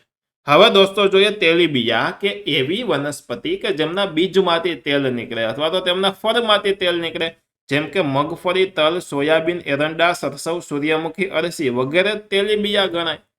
અને ભારતીય ભોજનમાં તેલનું ખૂબ જ મહત્વનું સ્થાન છે. અને તેલીબિયામાંથી ખાદ્ય તેલ ઉપરાંત દાણામાંથી તેલ કાઢી લીધા પછી વધતો ખોર, એ જે ખોર હોય એ પશુઓના ખોરાક તરીકે અને સેન્દ્રિય ખાતર તરીકે વપરાય છે. સેન્દ્રિય ખાતર એટલે કે કુદરતી ખાતર તરીકે વપરાય, અને સાથે સાથે પશુઓના ખોરાક તરીકે પણ દોસ્તો તેને ઉપયોગમાં લેવામાં આવે છે. હવે દોસ્તો આપણે જોઈએ મગફળી. મગફળી જેને ગ્રાઉન્ડ નટ કહેવાય, મગફળી એ તેલીબિયા પાકમાં મહત્વનું સ્થાન ધરાવે છે. અને મગફળીના પાકને કાળી, કસવાળી, ગોરાળુ અને લાવાની રેતી મિશ્રિત પાણી ન ભરાઈ રહે તેવી જમીન, 20 થી 25 સેલ્સિયસ તાપમાન, 50 થી 70 સેન્ટીમીટર વરસાદ અનુકૂળ આવે છે. મગફળી દોસ્તો છે એ ખરીફ અને સિંચાઈની સગવડ હોય ત્યાં ઉનાળુ પાક તરીકે પણ લેવાય. જો એક તો ખરીફ પાક છે, ખરીફ એટલે ચોમાસામાં ઉગે છે, પરંતુ જ્યાં સિંચાઈની સગવડ હોય, પાણી હોય, તે જગ્યાએ ઉનાળામાં પણ મગફળી વાવવામાં આવે, બરોબર. આપણે કહેતા હોય કે ઉનાળી માંડવી વાવી, ઉનાળુ માંડવી, અથવા તો ઉનાળુ મગફળી વાવી, એમ ઘણા કહેતા હોય, બરોબર. ગુજરાત, આંધ્રપ્રદેશ, તમિલનાડુ અને મહારાષ્ટ્ર તેના મહત્વના મુખ્ય ઉત્પાદક રાજ્યો છે. મગફળી ઉત્પાદનમાં વિશ્વમાં ભારતનો ચીન પછી બીજો ક્રમ આવે મગફળીમાં, અને દેશમાં કુલ મગફળી ઉત્પાદનના ગુજરાત રાજ્ય પ્રથમ ક્રમે છે, બરોબર. દેશમાં જેટલી મગફળી થાય એમાં સૌથી વધુ મગફળી દોસ્તો ગુજરાતમાં થાય, એટલી વસ્તુ યાદ રાખજો. અને ચીન પછી ભારતનો બીજો નંબર આવે, એક આ વસ્તુ છે. હવે ગુજરાતમાં મગફળી થાય તો કઈ કઈ જગ્યાએ થાય? તો જુનાગઢ, ગીર સોમનાથ, અમરેલી, રાજકોટ, ભાવનગર વગેરે જિલ્લામાં, એટલે સૌરાષ્ટ્રના જિલ્લા છે એની અંદર મગફળી વધારે પ્રમાણમાં વવાય છે. અને ગુજરાતમાં ખાદ્ય તેલ તરીકે સિંગ તેલ વિશેષ પ્રમાણમાં વપરાય છે. કે આપણે જે તેલો ખાઈએ છીએ એમાં ઘણી બધી જાતના તેલ આવે, સનફ્લાવર ઓઇલ આવે, બરોબર, સિંગ તેલ આવે. તો સિંગ તેલ એટલે કે મગફળીનું તેલ આપણે ખોરાકમાં વધારે પ્રમાણમાં તેમનો ઉપયોગ કરીએ છીએ. હવે દોસ્તો આવે તલ, બરોબર. તલ સદીઓથી ભારતમાં તલના તેલનો વપરાશ થાય છે, કે તલના તેલનો ઉપયોગ ઘણી જગ્યાએ થાય છે. ઉત્તર ભારતમાં તે વરસાદ પર આધારિત ખરીફ પાક છે. દક્ષિણ ભારતમાં રવિ પાક તરીકે, અને ક્યારેક તે જાયદ પાક તરીકે પણ વવાય છે. જાયદ પાક તરીકે વાવે છે, બરોબર. લગભગ બધા જ રાજ્યોમાં તેમનું વાવેતર થાય, અને બધા તેલીબિયામાં તલ સૌથી વધુ તેલનું પ્રમાણ ધરાવે છે. દુનિયાના લગભગ દરેક ભાગમાં ખાદ્ય તેલ તરીકે તે વપરાય છે. ગુજરાત, તમિલનાડુ, પશ્ચિમ બંગાળ, કર્ણાટક અને મધ્યપ્રદેશ તે મુખ્ય ઉત્પાદક રાજ્યો છે દોસ્તો.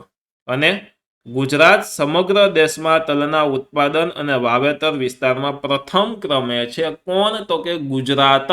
અને ગુજરાતમાં સૌથી વધુ વાવેતર બનાસકાંઠા જિલ્લામાં થાય છે. તલનું સૌથી વધુ વાવેતર કઈ જગ્યાએ ગુજરાતમાં થાય? તો બનાસકાંઠામાં થાય છે. અને ભારત વિશ્વમાં તલની સૌથી વધુ નિકાસ કરતો દેશ છે, એટલે કે સૌથી વધુ તેલ એક્સપોર્ટ છે તે ભારતમાંથી થાય છે. ડન. ચાલો આગળ હવે જોઈએ. હવે છે દોસ્તો સરસવ. સરસવ એ રવિ પાક છે, એટલે કે શિયાળામાં થતો પાક છે. ઉત્તર ભારતનો મહત્વનો તેલીબિયા પાક સરસવ છે. અને સરસવના બીજ છે અને તેના તેલનો ઔષધિ તેમજ ખાદ્ય તેલ તરીકે ઉપયોગમાં લેવાય છે. અને રાજસ્થાન, ઉત્તર પ્રદેશ, હરિયાણા, પશ્ચિમ બંગાળ, ગુજરાત અને મધ્યપ્રદેશમાં મુખ્ય ઉત્પાદક રાજ્યો તે છે. કોના? તો કે સરસવના. હવે દોસ્તો હવે નાળિયેર. નાળિયેર છે તે મોસ્ટ ઓફલી દરિયા કિનારાના ક્ષેત્રોમાં થતા હોય છે, બરોબર. તો નાળિયેર એટલે કોકોનેટ. નાળિયેર એ દરિયા કિનારાની ગરમ અને ભેજવાળી આબોહવા તથા ક્ષારવાળી જમીનમાં થતો એક બાગાયતી પાક છે. એક વખત નાળિયેર ઉગાડી લ્યો, બરોબર, નાળિયેરીનું ઝાડ ઉગાડો, પછી તેમાં દર વર્ષે નાળિયેર આવે. ભારતમાં કર્ણાટક, કેરળ, તમિલનાડુ, અંદમાન નિકોબાર નાળિયેરના બગીચા આવેલા છે. ગુજરાતના દરિયા કિનારાના વિસ્તારોમાં પણ નાળિયેરનું વાવેતર કરવામાં આવે છે. ઓછી ઊંચાઈ ધરાવતી અને વધુ ઉત્પાદન આપતી નાળિયેરોની જાતો વિકસાવવામાં દોસ્તો આવી છે. દક્ષિણ ભારતમાં નાળિયેરના કોપરાના તેલ એટલે કે કોપરેલનો ખાદ્ય તેલ તરીકે ઉપયોગ થાય છે. કોપરેલ તેલનો, બરોબર. તેમજ આપણે નાળિયેરનું પાણી સ્વાસ્થ્યવર્ધક પીણા તરીકે પણ ઉપયોગી છે. બીમાર પડીએ એટલે નાળિયેર આપણે સૌથી વધુ પ્રમાણમાં પીએ. ત્યારબાદ દોસ્તો આવે એરંડા. એરંડા છે, તમે આ ચિત્રમાં જોઈ શકો, અહીંયા પણ એરંડા આપેલા છે. તો ચાલો જોઈએ એરંડા. એરંડા એટલે કે દિવેલા, બરોબર. તેમનું બીજું નામ દિવેલા પણ છે. અને તે ખરીફ અને રવિ પાક છે. એરંડાના વૈશ્વિક ઉત્પાદનમાં ભારતનો 64% હિસ્સા સાથે મોટો ઉત્પાદક દેશ છે. અને ત્યારબાદ અનુક્રમે ચીન અને બ્રાઝિલનો ક્રમ આવે છે, બરોબર. સૌથી વધારે પ્રમાણમાં ભારતમાં થાય. 64% તેમનો હિસ્સો છે. 64% જેટલું એરંડા થાય એમાંથી 64% ભારતમાં થાય. એમના પછી ચીન અને પછી બ્રાઝિલ આવે. ભારતના કુલ ઉત્પાદનના લગભગ 80% ઉત્પાદન ગુજરાતમાં થાય છે. એરંડાનું ટોટલ ઇન્ડિયાની અંદર જેટલું ઉત્પાદન થાય ને, એમાં 80% ઉત્પાદન દોસ્તો ગુજરાતની અંદર એરંડાનું થાય. અને આ ઉપરાંત આંધ્રપ્રદેશ અને રાજસ્થાન વગેરે તેના ઉત્પાદક રાજ્યો છે, બરોબર. રાજસ્થાન લઈ લ્યો, આંધ્રપ્રદેશ લઈ લ્યો, તો આ પણ તેમના ઉત્પાદક રાજ્યો થઈ ગયા, તેમાં પણ એરંડા થાય. તો ગુજરાતમાં કઈ કઈ જગ્યાએ એરંડા વધારે પ્રમાણમાં થાય? તો બનાસકાંઠા, પાટણ, સાબરકાંઠા, રાજકોટ, જુનાગઢ, અમરેલી વગેરે જિલ્લાઓમાં તેના પાક વચ્ચે અંશે લેવામાં આવે છે. અને આ ઉપરાંત વર્તમાન સમયમાં કપાસિયા, સૂર્યમુખી, ડાંગર અને મકાઈના તેલનો ખાદ્ય તેલ તરીકે વપરાશ છે તે દોસ્તો વધી રહ્યો છે. હવે દોસ્તો આપણે વાત કરીએ પીણાની. તેમાં પીણામાં સૌથી પહેલું આવે ચા, બરોબર. સૌથી વધુ જે ભારતમાં પીવાય ચા, બરોબર. ચા એ ઉષ્ણ અને સમશીતોષ્ણ કટિબંધીય છોડ છે. તેના છોડના પાંદડા અને કુમળી કૂપણોને પ્રક્રિયા કરી અને તેની ચાની ભૂકી કે પત્તીનો પીણા તરીકે ઉપયોગ દોસ્તો થાય છે. ચીન પછી ભારતમાં ચાનું સૌથી વધુ ઉત્પાદન કરે છે, બરોબર. પહેલા ચીન, પછી કરે ભારત. એ સૌથી વધુ ચાની ખેતી કરે છે.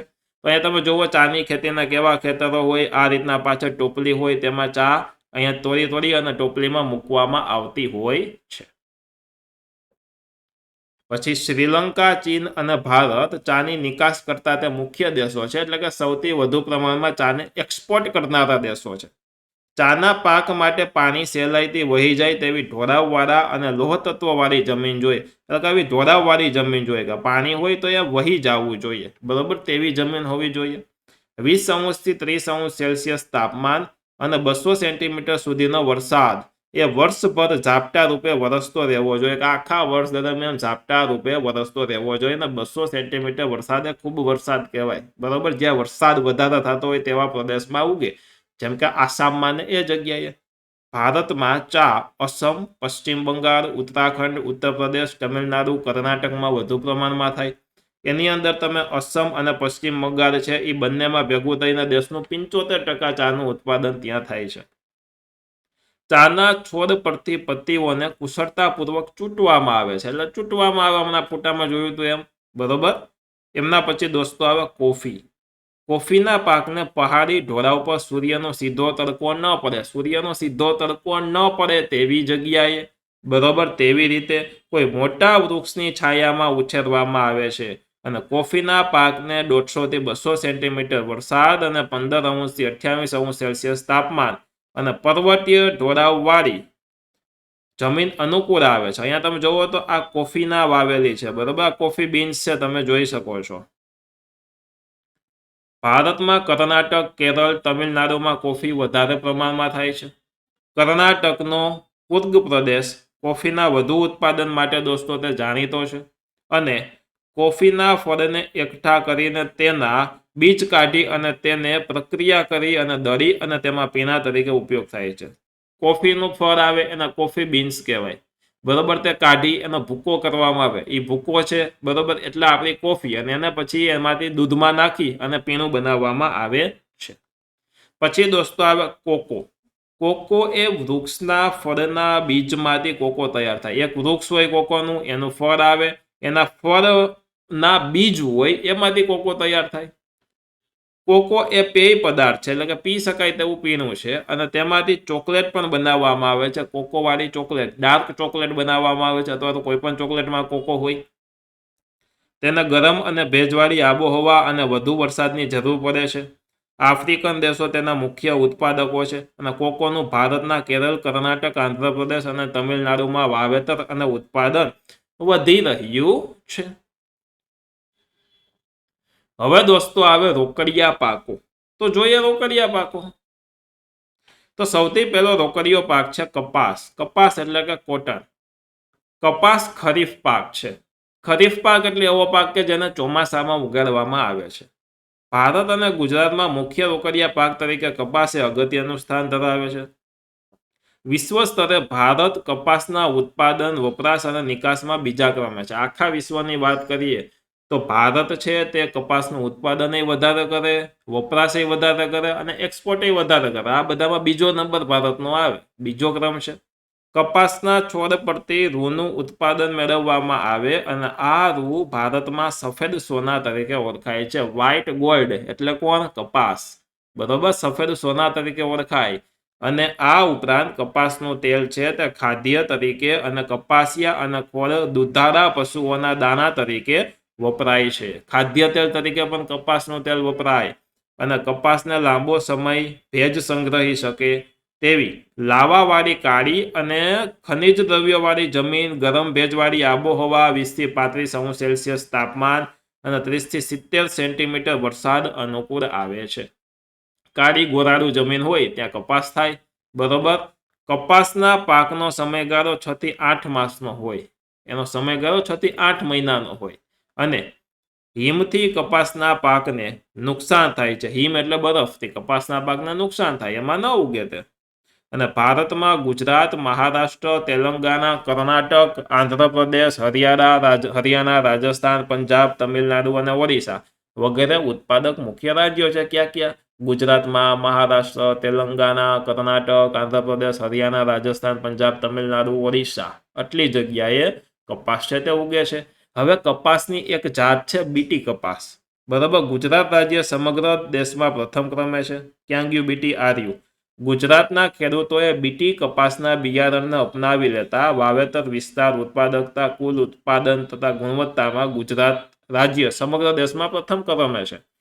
બીટી કપાસ એ એવું બિયારણ છે કે જેનાથી વધારે સારી ગુણવત્તાવાળું વધારે કપાસને ઉગાડી શકાય. બરોબર. અને તે ગુજરાતે સૌથી પહેલા બીટી કપાસને સ્વીકારી લીધું છે. મોસ્ટ ઓફ તમે જોવો તો કપાસ ઉગાડતા હોય તો એમ જ વાત કરતા હોય ખેડૂતો, સાંભળજો કે ભાઈ બીટી બિયારણ જોઈએ આપણે. બરોબર. એટલે કે બીટી કપાસનું જે બિયારણ છે તેને અપનાવેલું છે. ગુજરાતમાં સુરેન્દ્રનગર, રાજકોટ, વડોદરા, અમદાવાદ, સાબરકાંઠા, મહેસાણા, બોટાદ, ભરૂચ, ખેડા, સુરત, પંચમહાલ, અમરેલી, ભાવનગર, પાટણ, જુનાગઢ, જામનગર વગેરે જિલ્લામાં કપાસનું વાવેતર અથવા તો ઉત્પાદન વધુ પ્રમાણમાં થાય છે. હવે દોસ્તો આ એક બીજો નકશો છે. નકશો મોસ્ટ આઈએમપી છે. બરોબર. આ ચેપ્ટરના તેમાં જ્યાં જ્યાં કોફી કલર છે તો આ જગ્યાએ શણનું ઉત્પાદન થાય. પછી જ્યાં લીલો કલર છે, અહીંયા જોઈ શકો છો વચ્ચે વચ્ચે લીલો કલર છે, તો ત્યાં શેરડીનું ઉત્પાદન વધારે પ્રમાણમાં થાય. અને જ્યાં પિંક કલર છે તો ગુજરાત મોસ્ટ ઓફ કચ્છ સિવાય, બરોબર, તથા મહારાષ્ટ્ર આવી જાય તો આ બધી જગ્યા છે તો અહીંયા કપાસનું ઉત્પાદન થાય છે. તો એટલી વસ્તુ તમારે જોઈ લેવાનું છે. ડન. હવે દોસ્તો આગળ પાક આવે એ છે શેરડી. શેરડી ભારતનો એક મુખ્ય પાક છે અને વિશ્વમાં વાવેતરની દ્રષ્ટિએ શેરડીનું સૌથી વધુ વાવેતર ભારતમાં થાય છે. જેવો ઉનાળો આવે ગલીએ ગલી, શેરીએ શેરીમાં શેરડીનો રસ વેચાય અને આપણે સૌ આનંદ માણતા હોઈએ છીએ. એ જ શેરડી. બરાબર. શેરડીમાંથી ગોળ બને અને ખાંડ બને. તો ગોળ અને ખાંડનો ઉપયોગ પણ રોજબરોજની જિંદગીમાં આપણે કરતા હોઈએ છીએ. એટલે કે તે મુખ્ય પાક છે. મુખ્ય પાક ગણી શકીએ તેમને. ઉત્પાદનમાં બ્રાઝિલ પછી ભારતનો બીજો ક્રમ છે. પહેલો નંબર બ્રાઝિલ, બીજો નંબર ભારત. શેરડીમાંથી ખાંડ, ગોળ, ખાંડસરી અને ઇથેનોલ બને છે. શેરડીના પાકમાં કે મુખ્યત્વે લાવાયિક નદીઓના કાળી, કાંપની, ફળદ્રુપ જમીન અને ગરમ અને ભેજવાળી આબોહવા, 21°થી 27°C તાપમાન, 75 થી 100 સેન્ટીમીટર વરસાદ ખૂબ જરૂરી છે. ઓછા વરસાદવાળા વિસ્તારમાં સિંચાઈથી આ પાક લેવાય છે. ભારતમાં ઉત્તર પ્રદેશ, મહારાષ્ટ્ર, તમિલનાડુ, કર્ણાટક, આંધ્રપ્રદેશ, ગુજરાત વગેરે શેરડી પકવતા મુખ્ય રાજ્યો છે. શેરડીના વાવેતરમાં ઉત્તર પ્રદેશ મોખરે છે, એટલે કે આગળ પડતું છે. પરંતુ ખાંડ ઉત્પાદનમાં મહારાષ્ટ્ર છે તે મહારાષ્ટ્ર દોસ્તો પ્રથમ ક્રમે આવે. કેમાં? ખાંડ ઉત્પાદનમાં. શેરડી સૌથી વધારે ઉત્તર પ્રદેશમાં ઉગાડવામાં આવે, પરંતુ શેરડીમાંથી ખાંડ બને, આ ખાંડ સૌથી વધુ મહારાષ્ટ્રમાં બને છે. બરોબર. ગુજરાતમાં દક્ષિણ ગુજરાત અને સૌરાષ્ટ્રમાં શેરડી વધારે પ્રમાણમાં થાય. દક્ષિણ ગુજરાત અને સૌરાષ્ટ્ર એમાં શેરડી સૌથી વધુ પ્રમાણમાં થાય.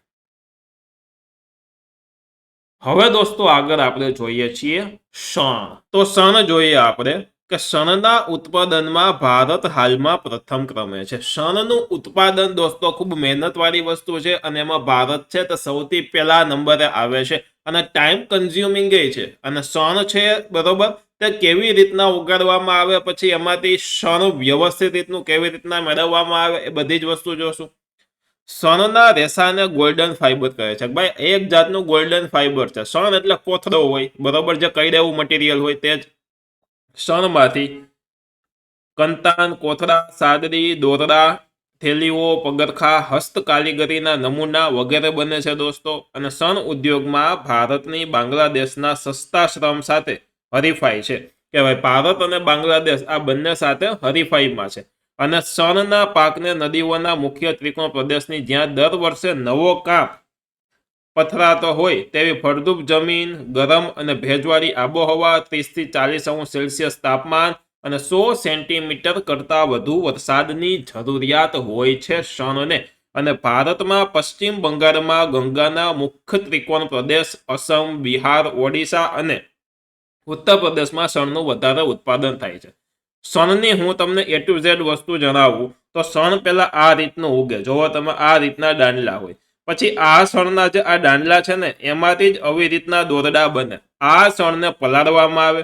પલાળ્યા પછી એને ઘણા દિવસ સુધી સુકાવવામાં આવે અને સડવા દેવામાં આવે. સડી જાય પછી તેને ઉપરની છાલ ઉખેડવામાં આવે અને આ રીતનું શણ છે તે મળે છે. બરોબર. તો સોરી દોસ્તો, આ દોરડા છે, એક જાતના કુદરતી દોરડા છે, શણ છે. હવે એમના પછી દોસ્તો આપણે જોઈએ તમાકુ. તમાકુ એક જાતનો ખરીફ પાક છે. તમાકુ પાક માટે રેતાળ ગોરાળું જમીન, 20°C જેટલું તાપમાન અને 100 સેન્ટીમીટર જેટલો વરસાદ વધુ માફક આવે છે. તમાકુના પાક માટે આબોહવા કરતા જમીન વધુ નિર્ણાયક પરિબળ છે, જેમાં ચીન, બ્રાઝિલ, ભારત અને અમેરિકા વિશ્વના તમાકુ ઉગાડતા અને નિકાસ કરનારા મુખ્ય 4 દેશો. ક્યાં? બ્રાઝિલ, ભારત, અમેરિકા, બરોબર, અને ચીન. આ 4 દેશો છે તે મુખ્ય આમનું ઉત્પાદન કરે છે. અને નિકાસ કરનારા મુખ્ય 4 દેશો છે, પાછો નિકાસ કરે છે, બીજા દેશમાં એક્સપોર્ટ કરે છે. ભારતમાં ગુજરાત, આંધ્રપ્રદેશ, ઉત્તર પ્રદેશ અને કર્ણાટક તમાકુ પકવતા રાજ્યો છે. બરોબર. અને ગુજરાતમાં ખેડા, આણંદ જિલ્લામાં ચરોતર પ્રદેશ ઉપરાંત મહેસાણા, વડોદરા, પછી પંચમહાલ વધુ વાવેતર થાય છે. મોસ્ટ ઓફ વાવેતર ચરોતર પ્રદેશ છે, ખેડા, આણંદ જિલ્લાનો પ્રદેશ છે, ત્યાં સૌથી વધારે પ્રમાણમાં ઉગાડવામાં આવે છે. ભારતમાં કુલ બીડી તમાકુ ઉત્પાદનના 80% ગુજરાતમાં થાય છે. બરોબર. આ ઉત્પાદન મોસ્ટ ઓફ 80% ગુજરાતની અંદર ઉત્પાદન થાય બને છે. બરોબર. અને તમાકુનો ઉપયોગ ગુટખા, બીડી, સિગરેટ, છીકણી વગેરે બનાવવામાં થાય છે. ખાસ કે આ બધી વસ્તુ સેહત માટે ખૂબ હાનિકારક હોય છે. તેનાથી દૂર જ આપણે સૌએ રહેવું જોઈએ, ફરજિયાત માટે. ફરજિયાત કહું છું. બરોબર. પણ આ ખેતીવાળો પાક છે એટલે જોઈએ છે કેવી રીતના ઉગે છે. તમાકુનું સેવન આરોગ્ય માટે હાનિકારક છે. તમાકુ ગુટખા પર પ્રતિબંધ મૂકનાર સિક્કિમ પ્રથમ રાજ્ય છે. સિક્કિમ છે ત્યાં આમના ઉપર પ્રતિબંધ છે. આપણે અત્યારે ખાલી એટલું જ જોવાનું છે કે આ કઈ જગ્યાએ ઉગે છે, કારણ કે આમાંથી આપણને પ્રશ્ન પૂછાઈ શકે એટલા માટે. બરોબર. બાકી તેમનાથી ખરેખર દૂર રહેવું જોઈએ. હવે રબર. લેટેક્સ કુળના રબરના વૃક્ષમાંથી ઝરતા દૂધ એટલે કે ક્ષીરમાંથી રબર તૈયાર થાય છે. રબર એટલે કે એનું ઝાડ હોય, ઝાડમાં એક દૂધ જેવું વસ્તુ પ્રવાહી નીકળે, એ પ્રવાહી ઠંડુ પડે એટલે એમાંથી રબર તૈયાર થાય છે. બરોબર. રબરના બગીચામાંથી એકત્ર કરેલા દૂધમાં એસિટિક એસિડ મેળવીને, કેવો તો કે એસિટિક એસિડ મેળવીને ધીમા તાપે ગરમ કરીને રબર બનાવવામાં આવે છે. કે ભાઈ એની અંદરથી એસિટિક એસિડ મેળવવામાં આવે. બરોબર. ધીમા તાપે એને ગરમ કરવામાં આવે અને એમાંથી રબર બની જાય છે, જેનો ઉપયોગ ટાયર, ટ્યુબ જેવી અનેક ઔદ્યોગિક પેદાશોમાં થાય છે.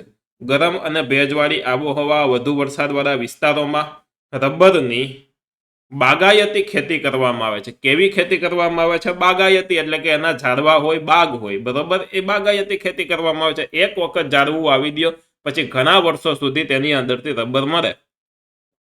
વિશ્વમાં રબર ઉત્પાદનમાં મલેશિયા છે ને દોસ્તો પ્રથમ ક્રમે છે. મલેશિયામાં સૌથી વધુ રબર બને છે.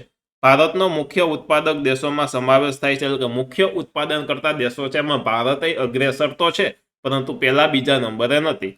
ભારતની અંદર કેરળ, તમિલનાડુ, કર્ણાટક, અસમ, ત્રિપુરા આમાં રબરનું ઉત્પાદન કરતા તે મુખ્ય રાજ્યો છે. હવે દોસ્તો આપણે એવા પાકો જોવાના છે કે જે ઔષધીય તરીકે પણ લોકોને એટલે કે આપણને ઉપયોગી થાય, સાથે સાથે મરી મસાલા તરીકે ઉપયોગી થાય. એટલે કે ઔષધીય અને મસાલા પાક, જેમ કે જીરું, વરિયાળી, ઈસબગુલના ઉત્પાદનમાં વિશ્વમાં પ્રથમ સ્થાને છે. ગુજરાતમાં પ્રથમ સ્થાને છે. અને આ ઉપરાંત ઘણા ધાણા, મેથી, રાઈ, સુવા, અજમા ઉત્પાદન અને નિકાસમાં ભારત મોખરે છે. કઈ કઈ વસ્તુ? ધાણા છે, મેથી છે, રાઈ છે, સુવા દાણા કઈ, સુવા, અજમા, આ બધા ઉત્પાદન વધારે થાય અને નિકાસમાં ભારત છે તે મોખરે છે, આગળ પડતું છે. વિશ્વમાં કુલ મસાલા ઉત્પાદનમાં ભારતનો હિસ્સો લગભગ 35% જેટલો છે. કે ભાઈ આખા દુનિયામાં જેટલા મરી મસાલાનો ઉપયોગ થાય એમાંથી 35% જેટલા મરી મસાલા ભારત ઉગાડે છે. બરોબર. અને ભારતના કાળા મરી, તજ, લવિંગ વગેરેની માંગ દેશ વિદેશમાં ખૂબ જ રહે છે. ગુજરાતમાં અશ્વગંધા, તુલસી, કરિયાતુ, મીંઢી, આવડ, સફેદ મુસળી, પછી મધુનાસિની, અશોક, ગરમર, પછી લીંડી પીપર, ગરો, કુંવરપાઠું વગેરે ઔષધીય પાકો તેમજ સુગંધિત પાકોમાં ફુદીનો છે, મેન્થોલ છે, પાયરોઝા છે, લેમન ગ્રાસ છે, આ બધાનો સમાવેશ કરી શકાય છે. ડન છે. તો આ બધી વસ્તુ થઈ ગઈ. લેમન ગ્રાસ યાદ રાખવાનું, પછી પામ રોઝા યાદ રાખવાનું, મેન્થોલ હોય ઠંડુ, બરોબર, યાદ રાખવાનું, પુદીનો એટલે કે મિન્ટ. હવે એમના પછી દોસ્તો છે ફળો, શાકભાજી અને ફૂલોની ખેતી. કે આપણા દેશમાં ફળોની, શાકભાજીની અને ફૂલોની ખેતી થાય. શાકભાજીમાં તમને ખબર જ છે, ભીંડું, દૂધી, બરોબર, ભીંડો હોય, દૂધી હોય, રીંગણા હોય, બટેટા હોય, આ બધા શાકભાજી થઈ ગયા. ફળોની અંદર કેરી છે, સફરજન છે, આ ફળો થઈ ગયા. ફૂલની ખેતી થાય, ગુલાબની ખેતી થાય, મોગરાની ખેતી થાય, સૂર્યમુખીની ખેતી થાય. સૂર્યમુખીની ખેતી હોય તો સૂર્યમુખીમાંથી તેલ પણ નીકળે, બરોબર, એટલે એની પણ ખેતી થાય. વિશ્વમાં ફળોના ઉત્પાદનમાં ભારત ચીન પછી બીજા ક્રમે આવે. ફળોમાં ભારત છે તો ચીન પછી બીજા નંબરે, પહેલા નંબરે ચીન આવે. ભારતમાં કેળા, કેરી, સફરજન, દ્રાક્ષ, નાશપતી, નારંગી વગેરેની ખેતી થાય છે. અને કેળા તમિલનાડુ, ગુજરાત અને મહારાષ્ટ્રમાં તો સફરજન જમ્મુ કાશ્મીર, હિમાચલ પ્રદેશમાં તથા દ્રાક્ષ ઉત્તરાખંડ, મહારાષ્ટ્ર, હિમાચલ પ્રદેશ, જમ્મુ કાશ્મીર, પંજાબ, તમિલનાડુ અને આંધ્રપ્રદેશમાં થાય છે. કઈ કઈ વસ્તુ ક્યાં થાય ખાસ જોવાનું.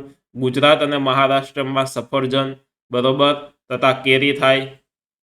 જમ્મુ કાશ્મીરમાં, હિમાચલ પ્રદેશમાં તથા દ્રાક્ષ છે તે ઉત્તરાખંડ, મહારાષ્ટ્ર, હિમાચલ પ્રદેશ, જમ્મુ કાશ્મીરમાં થાય, બરોબર. જોજો કેળા છે એ ક્યાં થાય? કેળા તમિલનાડુ, ગુજરાત ને મહારાષ્ટ્રમાં. સફરજન ગુજરાત મહારાષ્ટ્રમાં ન થાય હો. સફરજન ઠંડા પ્રદેશમાં થાય. સફરજન છે તે જમ્મુ કાશ્મીર ને હિમાચલ પ્રદેશમાં થાય.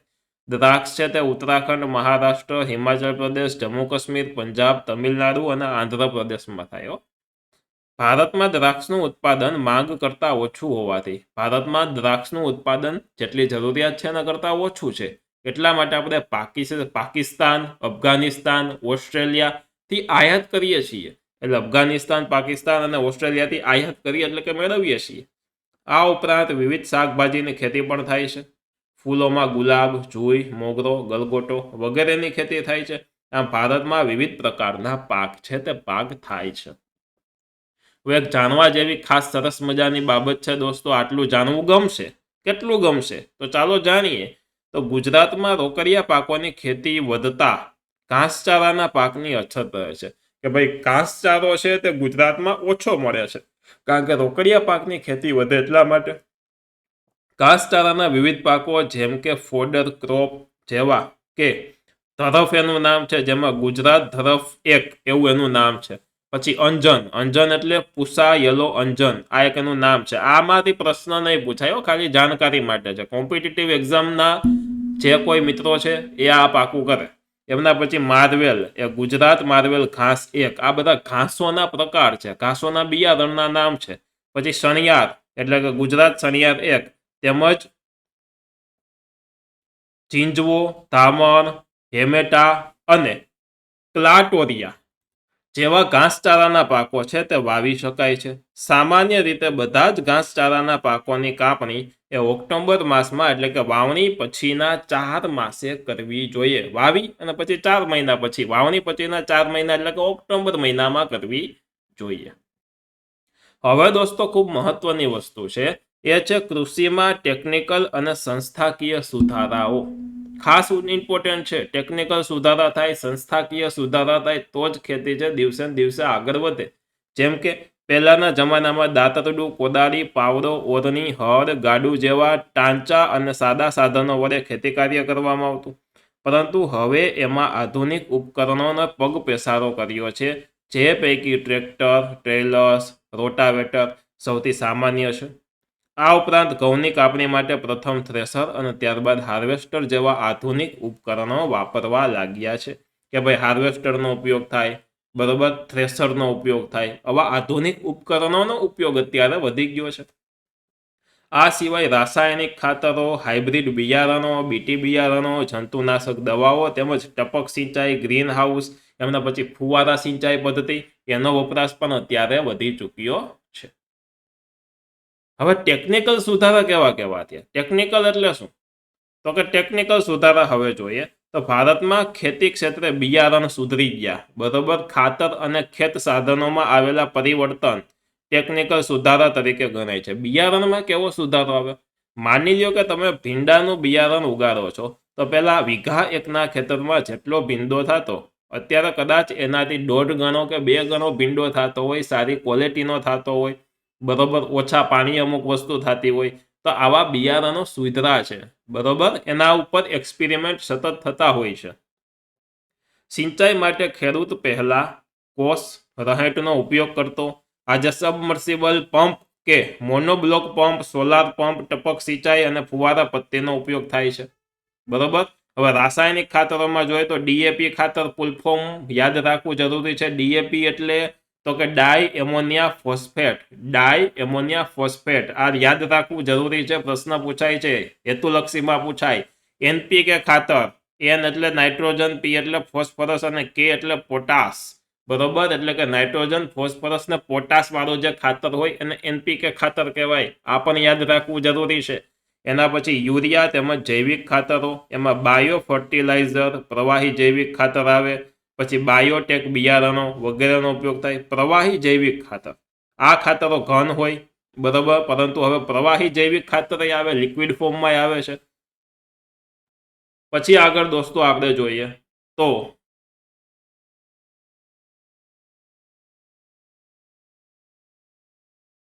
ખેડૂત પાક સંરક્ષણ માટે જંતુનાશક દવાઓ અને જૈવિક નિયંત્રણ એટલે કે બાયો કંટ્રોલનો ઉપયોગ કરતો થયો છે દિવસે ને દિવસે. સરકાર દ્વારા ખેડૂતને રેડિયો, ટીવી, વર્તમાનપત્રો, ડીડી કિસાન ચેનલ છે, મોબાઈલ પર કિસાન એસએમએસ, ટોલ ફ્રી નંબર છે કે ભાઈ 1800 180 1551, આ કિસાન કોલ સેન્ટર છે. કિસાન છે, ખેડૂતો છે, ફોન કરી અને માહિતી મેળવી શકે, કોઈ પણ પાકની જાણકારી લઈ શકે. જાણકારી એવી નહીં કે જોઈ દો તો મારા ખેતરમાં રોજડા આવ્યા છે કે નહીં, આવી જાણકારી નહીં, પરંતુ કોઈ રોગ દેખાતો હોય પાકમાં, અથવા તો કયું બિયારણ તમારે કઈ જગ્યાએ વાવવું જોઈએ, તમારા એરિયામાં કયો પાક સારો થાય, કયા સમયે પાણી પાવવું જોઈએ, આ બધી વૈજ્ઞાનિક પદ્ધતિની જાણકારીઓ ઘણી બધી સારા એવા અંશે મળે છે, પણ માનવી જોઈએ તેને, બરોબર. સરકાર ખેડૂત વેબ પોર્ટલ, આઈ ખેડૂત તથા એગ્રી માર્કેટ જેવી મોબાઈલ એપ દ્વારા સતત માહિતી, નવી તકનીકો અને માર્ગદર્શન છે તે પૂરું પડાય છે, કે માર્ગદર્શન પણ મળે છે. અત્યારે કોઈ પણ પાક ઉગાડેલો હોય વેચવા જાય તો એમના ભાવ છે એ ભાવ પણ મોબાઈલમાં આવી જતા હોય, તો ખબર પડે કે આજે આ વસ્તુનો કયો ભાવ કઈ યાર્ડમાં કેટલો ચાલે છે. ગ્રામ વિસ્તારોમાં કૃષિ સંશોધનો અને નવી તકનીકોનો પ્રચાર પ્રસાર ગ્રામ સેવકો દ્વારા ખેડૂતો સુધી પહોંચે છે. ગામના સેવકો હોય જેમ કે સરપંચ હોય તો એના દ્વારા ખેડૂતો સુધી પહોંચે. સરકારે દરેક જિલ્લા મથકે ખેડૂત તાલીમ કેન્દ્રની સ્થાપના કરી છે. ખેડૂત તાલીમ કેન્દ્ર ખેડૂતોને તાલીમ આપે, ટ્રેન કરે ખેતી કરવા માટે, તો તેની સ્થાપના કરી છે, જેમાં ખેડૂતોને પ્રશિક્ષિત કરાય છે. ગુજરાતમાં કૃષિ મેળાઓ દ્વારા ખેડૂતોને અદ્યતન માહિતી અને માર્ગદર્શન અપાય છે. કૃષિ મેળા હોય એની અંદર અદ્યતન માહિતી આપે, માર્ગદર્શન આપે. આગળ દોસ્તો જોઈએ તો દરેક રાજ્યમાં કૃષિ યુનિવર્સિટીની સ્થાપના કરવામાં આવી છે. એમના પછી ગુજરાતમાં દાંતીવાડા, જુનાગઢ, આણંદ અને નવસારી ખાતે કૃષિ યુનિવર્સિટી સાથે સાથે સ્થાપવામાં આવી છે. તેઓ ખેતી ક્ષેત્રે નવા સંશોધનો કરે છે અને કૃષિવિદો તૈયાર કરે છે. કેવા કૃષિવિદો કે જે કૃષિને વધારે પ્રમાણમાં જાણતા હોય, બરોબર, તેને તૈયાર કરે છે. આ ઉપરાંત કૃષિ ક્ષેત્રે સંશોધન કરતી ICAR એટલે કે Indian council of agriculture research અને DARE એટલે કે department of agriculture research and education વગેરે સંસ્થાઓ રાષ્ટ્રીય કક્ષાએ કાર્ય કરે છે, એટલે કે ઓલ ઇન્ડિયામાં તે કાર્ય કરતી હોય છે. અત્યારે એગ્રીકલ્ચર વિભાગમાં જાય, બરોબર, આ રિયલ એક તમને ઉદાહરણ આપું છું, તો મોસ્ટ ઓફ લોકો ડોક્ટરેટ ડિગ્રી વાળા હોય. ડોક્ટરેટ એટલે કે એને એગ્રીકલ્ચરની અંદર PhD કરેલું હોય, એટલા આ બધી વસ્તુમાં ભણેલા હોય, અને ત્યાંથી માહિતી ખરેખર લેવી જોઈએ. જો તમારા મમ્મી પપ્પા ખેડૂત હોય તો એમને કહેજો કે નજીકના એગ્રીકલ્ચર સેન્ટરમાં એકવાર જાય, મુલાકાત લઈએ, કોઈ પ્રોબ્લેમ આવે તો ફ્રી જ છે, એકદમ ફ્રી ઓફ કોસ્ટ, ગવર્મેન્ટ દ્વારા આ બધું ચાલે છે, બરોબર, તો ચોક્કસથી જવું જોઈએ. સંસ્થાકીય સુધારાઓ. હવે સંસ્થા એટલે શું, ટેકનિકલ જોઈ લીધું, સંસ્થાકીય સુધારા એટલે શું, તો કે ભારતમાં જમીન માલિકી, ખેત ધિરાણ, ધિરાણ એટલે કે લોન ઉપર પૈસા આપે ખેતી કરવા માટે, બરોબર, એને ખેત ધિરાણ કહેવાય. ખેત પેદાશોના વેચાણ અંગે થયેલા સુધારા સંસ્થાગત સુધારા દોસ્તો ગણાય છે. સરકારે જમીનદારી પ્રથા નાબૂદ કરી અને ખેડૂતોનું શોષણ થતું અટકાવ્યું છે. અને ખેડે તેની જમીનના કાયદા દ્વારા ખેડનારને જમીન માલિકીનો સાચો હક પણ આપ્યો છે. પહેલા આવ્યું હતું કે ખેડે એની જમીન, જે જમીન ખેડે છે તેની જમીન થઈ જાય, બરોબર. તો એવું આવ્યું હતું વચ્ચે કે ભાઈ પહેલા આવ્યું હતું કે જે લોકો પહેલા ગવર્મેન્ટની જમીન હતી, રાજા મહારાજાની હતી, જે લોકો ખેડતા હતા એ બધાની પોતપોતાની જમીન, એવી રીતે. જમીન ટોચ મર્યાદાના કાયદા દ્વારા જમીન માલિકીની અસમાનતા દૂર કરેલી છે. કિસાન ક્રેડિટ કાર્ડ દ્વારા અને રાષ્ટ્રીયકૃત તેમજ સહકારી બેંકો દ્વારા ખેડૂતોને આર્થિક મદદ માટે કૃષિ ધિરાણ છે તે આપવામાં દોસ્તો આવે છે. પછી સરકાર છે તે સરકાર બિયારણ અને ખાતરો તથા જંતુનાશક દવાઓ ખરીદવા માટે સબસિડી અને આર્થિક મદદ કરે છે. સબસિડી આપે, ઘણી જગ્યાએ આર્થિક મદદ આપે. પ્રધાનમંત્રી પાક વીમા યોજના દ્વારા ખેડૂતોને ખેતી પાકોનું વીમાકીય રક્ષણ પૂરું પાડવામાં આવે છે કે ભાઈ ખેતીના પાકો છે તેને વીમો બરોબર આપવામાં આવે, એટલે કે પાકમાં કોઈ નુકસાન થાય તો તે વીમો પાકે અને ખેડૂતોને પૈસા મળે. દુષ્કાળ કે વધુ વરસાદને કારણે પાક નિષ્ફળ જાય ત્યારે સરકાર દ્વારા ખેડૂતોને આર્થિક સહાય પણ કરવામાં આવે છે. માર્કેટ યાર્ડમાં ખેત પેદાશોના વેચાણમાં કાયદાકીય જોગવાઈ કરી અને ખુલ્લી હરાજીની પ્રક્રિયા વ્યાપક બનાવી છે. ખેડૂતોને ખેત પેદાશોના પોષણક્ષમ ભાવ મળી રહે તે માટે સહકારી મંડળીઓ, ખરીદ વેચાણ સંઘ, સહકારી ધોરણે ગોદામો, શીતગૃહો, પરિવહન અને સંદેશા વ્યવહારની સુવિધા, આ બધી સુવિધા પૂરી પાડવામાં આવે છે. ખેડૂતો પાસેથી ખેત પેદાશોની સરકારે નક્કી કરેલ પોષણક્ષમ ટેકાના ભાવે ખરીદી કરવા માટે નીચેની સંસ્થા કાર્યરત છે કે ભાઈ ટેકાના ભાવે ખરીદી કરે. ટેકાનો ભાવ એટલે કે ભાવ ફિક્સ હોય, જે બજાર કરતા સારો ભાવ હોય, યાર્ડમાં વેચે તો એના કરતા સારો ભાવ હોય, અને આ વસ્તુ ગવર્મેન્ટ જ ખરીદતી હોય સારા ભાવે, કારણ કે ખેડૂતોને આર્થિક લાભ મળે એટલા માટે. તો જોવો કઈ કઈ સંસ્થાઓ, તો કે ભારતીય રાષ્ટ્રીય કૃષિ સહકારી વિપણન સંઘ, બરોબર, તમારે યાદ રાખવાનું છે, એટલે થાય NAFED, national agriculture cooperative marketing federation of India, બરોબર. આ યાદ રાખવાના, ઇંગ્લિશ ગુજરાતી બે યાદ રખાય મારી દ્રષ્ટિએ, કારણ કે આ ઇંગ્લિશ આ લખ્યું હોય શોર્ટ ફોર્મ કે GROFED નું ફૂલ ફોર્મ શું થાય, 4 ઓપ્શન આપ્યા હોય, 4 ઇંગ્લિશમાં આ રીતના આપ્યા હોય તો આવી શકે હેતુલક્ષીમાં, બરોબર, MCQ માં, તો આપણને આવડવું જોઈએ. પછી ગુજરાત તેલીબિયા ઉત્પાદન સંઘ એટલે કે Gujarat cooperative oilseed gross federation એટલે કે GROFED. પછી રાષ્ટ્રીય ડેરી વિકાસ નિગમ, ડેરી એટલે ડેરી, રાષ્ટ્રીય એટલે નેશનલ, વિકાસ એટલે કે ડેવલપમેન્ટ, નિગમ એટલે બોર્ડ, બહુ સહેલું છે, નેશનલ ડેરી ડેવલપમેન્ટ બોર્ડ એટલે કે NDDB, બરોબર. તો આ બધી સંસ્થાઓના નામ તમારે કમ્પલસરી યાદ રાખવાના છે. એના પછી દોસ્તો હવે જોઈએ તો હરિયાળી ક્રાંતિ. હરિયાળી ક્રાંતિ એટલે શું, તો કે આપણા દેશમાં 1960ના દશકામાં એટલે કે એ 10 વર્ષમાં કૃષિ ક્ષેત્રે એક હરિયાળી ક્રાંતિ સર્જાઈ. અને તે પહેલા એવો સમયગાળો હતો કે જ્યારે દેશમાં અનાજની તીવ્ર અછત પ્રવર્તી હતી. એક મુખ્ય કૃષિ પ્રધાન દેશને અનાજની આયાત કરવી પડતી હતી, એટલે આપણે એક કૃષિ પ્રધાન દેશ હતો, એમ છતાંય ફોરેનમાંથી આપણે અનાજો આયાત કરવી પડતી, એટલે કે લેવી પડતી હતી. અને આવી પરાવલંબી પરિસ્થિતિ સામે દેશ ઝઝૂમતો હતો, અને એની સામે આપણે હરિયાળી ક્રાંતિનું એક સરસ મજાનું પગલું ભર્યું. આ હરિયાળી ક્રાંતિમાં થયું શું, કઈ કઈ વસ્તુ થઈ, તો કે બિયારણોની સુધારેલી જાતો આવી, રાસાયણિક ખાતોનો વધેલો ઉપયોગ, દેશના ખેડૂતોનો પ્રચંડ પુરુષાર્થ એટલે કે મહેનત, આપણા દેશના ખેડૂતોની મહેનત. પછી વીજ વિતરણની વ્યાપક વ્યવસ્થા ખેતીમાં કરાઈ, સિંચાઈ માટે, સિંચાઈની સવલતોમાં થયેલા સુધારા પરિબળો, બરોબર, સુધારા વગેરે પરિબળોથી કૃષિ ક્ષેત્રે ઉત્પાદનમાં થયેલા અસાધારણ વધારાને હરિયાળી ક્રાંતિ એટલે કે ગ્રીન રિવોલ્યુશન તરીકે ઓળખવામાં આવે છે. કેવી ક્રાંતિ? હરિયાળી ક્રાંતિ. હરિયાળી ક્રાંતિનો મુખ્ય ઉદ્દેશ હતો કે કૃષિ ઉપજમાં વધારો કરવો, પેદાશ છે તે પેદાશ વધારવી, ઉપજો વધારવી અને ખેડૂતોનું વધુ પ્રમાણમાં રાસાયણિક ખાતર અને કીટનાશકોનો ઉપયોગ કરવા માટે પ્રેરિત કરવામાં ત્યારે આવ્યા હતા. અત્યારે રાસાયણિક ખાતરો છે ઘણા બધા નુકસાન પણ કરે છે, પરંતુ તેનાથી પાક વધારે પ્રમાણમાં ઉગે છે એ સાચી વાત છે. અને કૃષિ ઉપજમાં વધારો કરવાના લક્ષ્યને હાંસલ કરવામાં સફળતા મળી અને પરિણામે ઉપજમાં ખૂબ જાજી સફળતા મળી કે ઉપજ ખૂબ વધારે ઉગવા માંડી.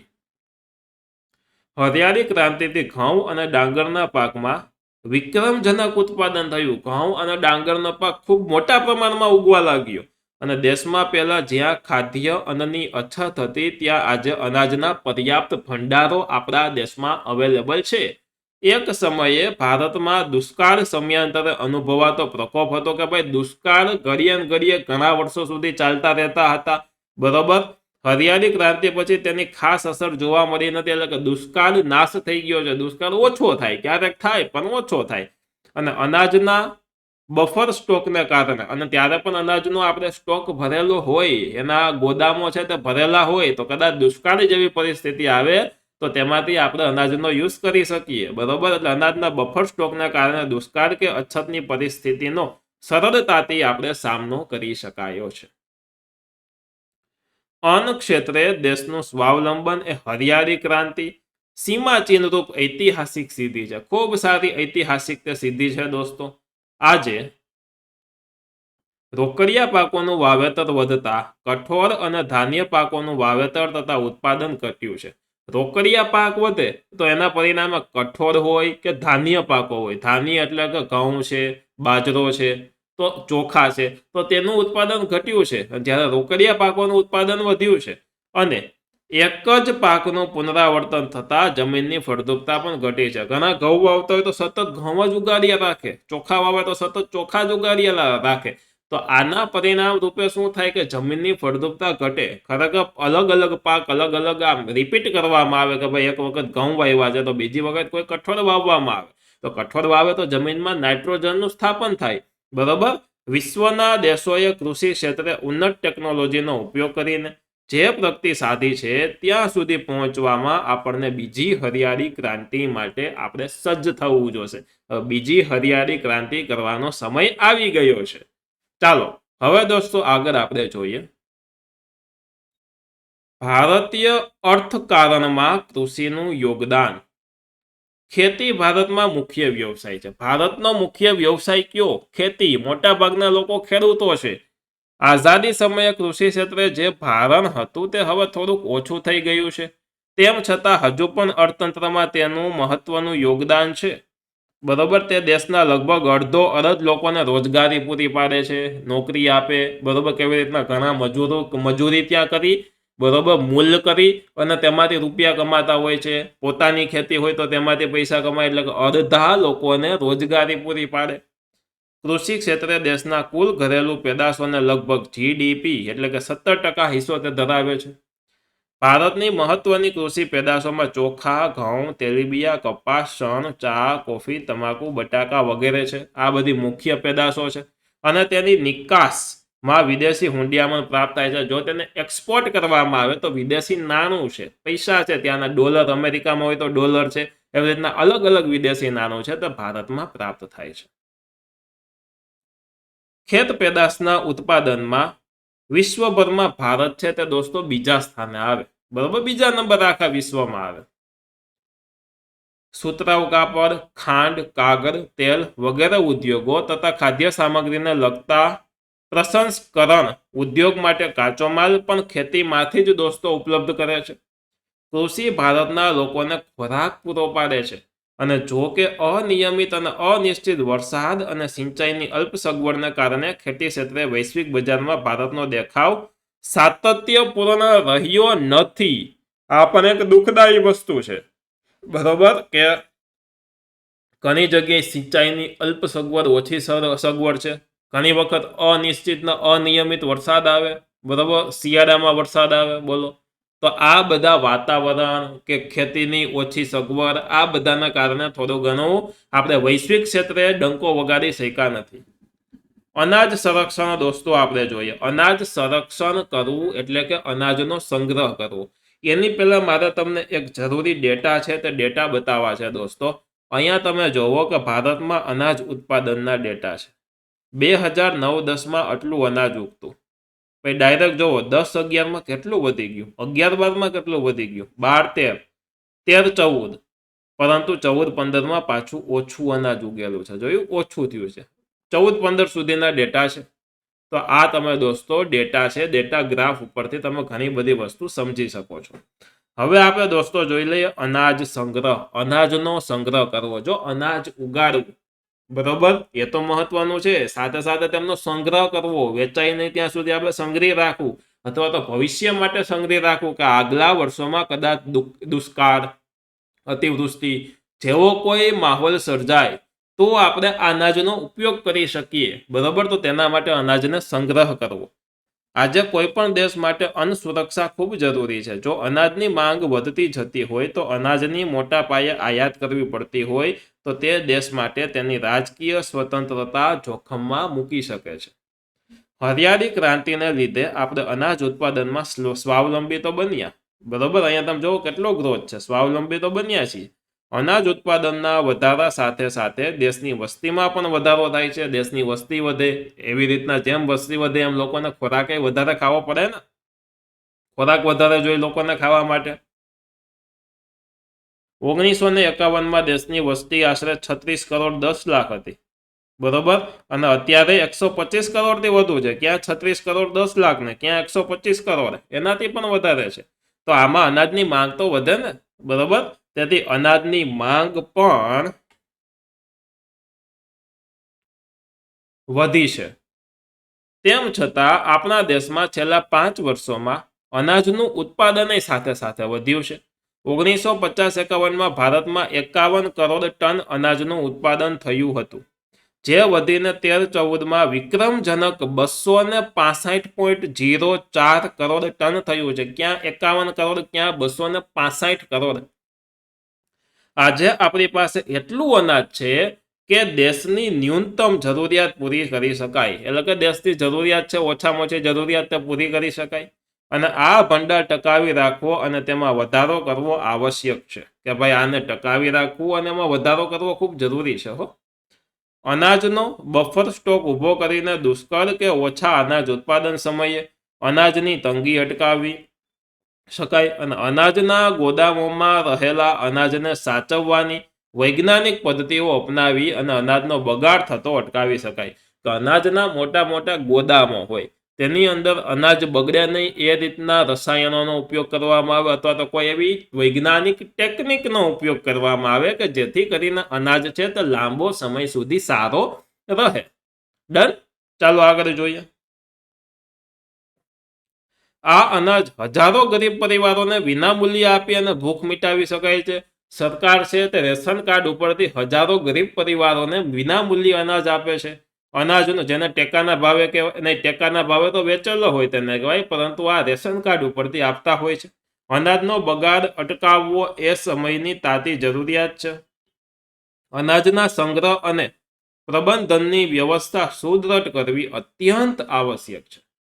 સરકારે ખાદ્ય સુરક્ષા કાયદા એટલે કે ફૂડ સિક્યોરિટી એક્ટ દ્વારા ગરીબો સુધી અનાજ વિતરણ કરવાની જોગવાઈ કરી અને એક સારી શરૂઆત કરેલી છે.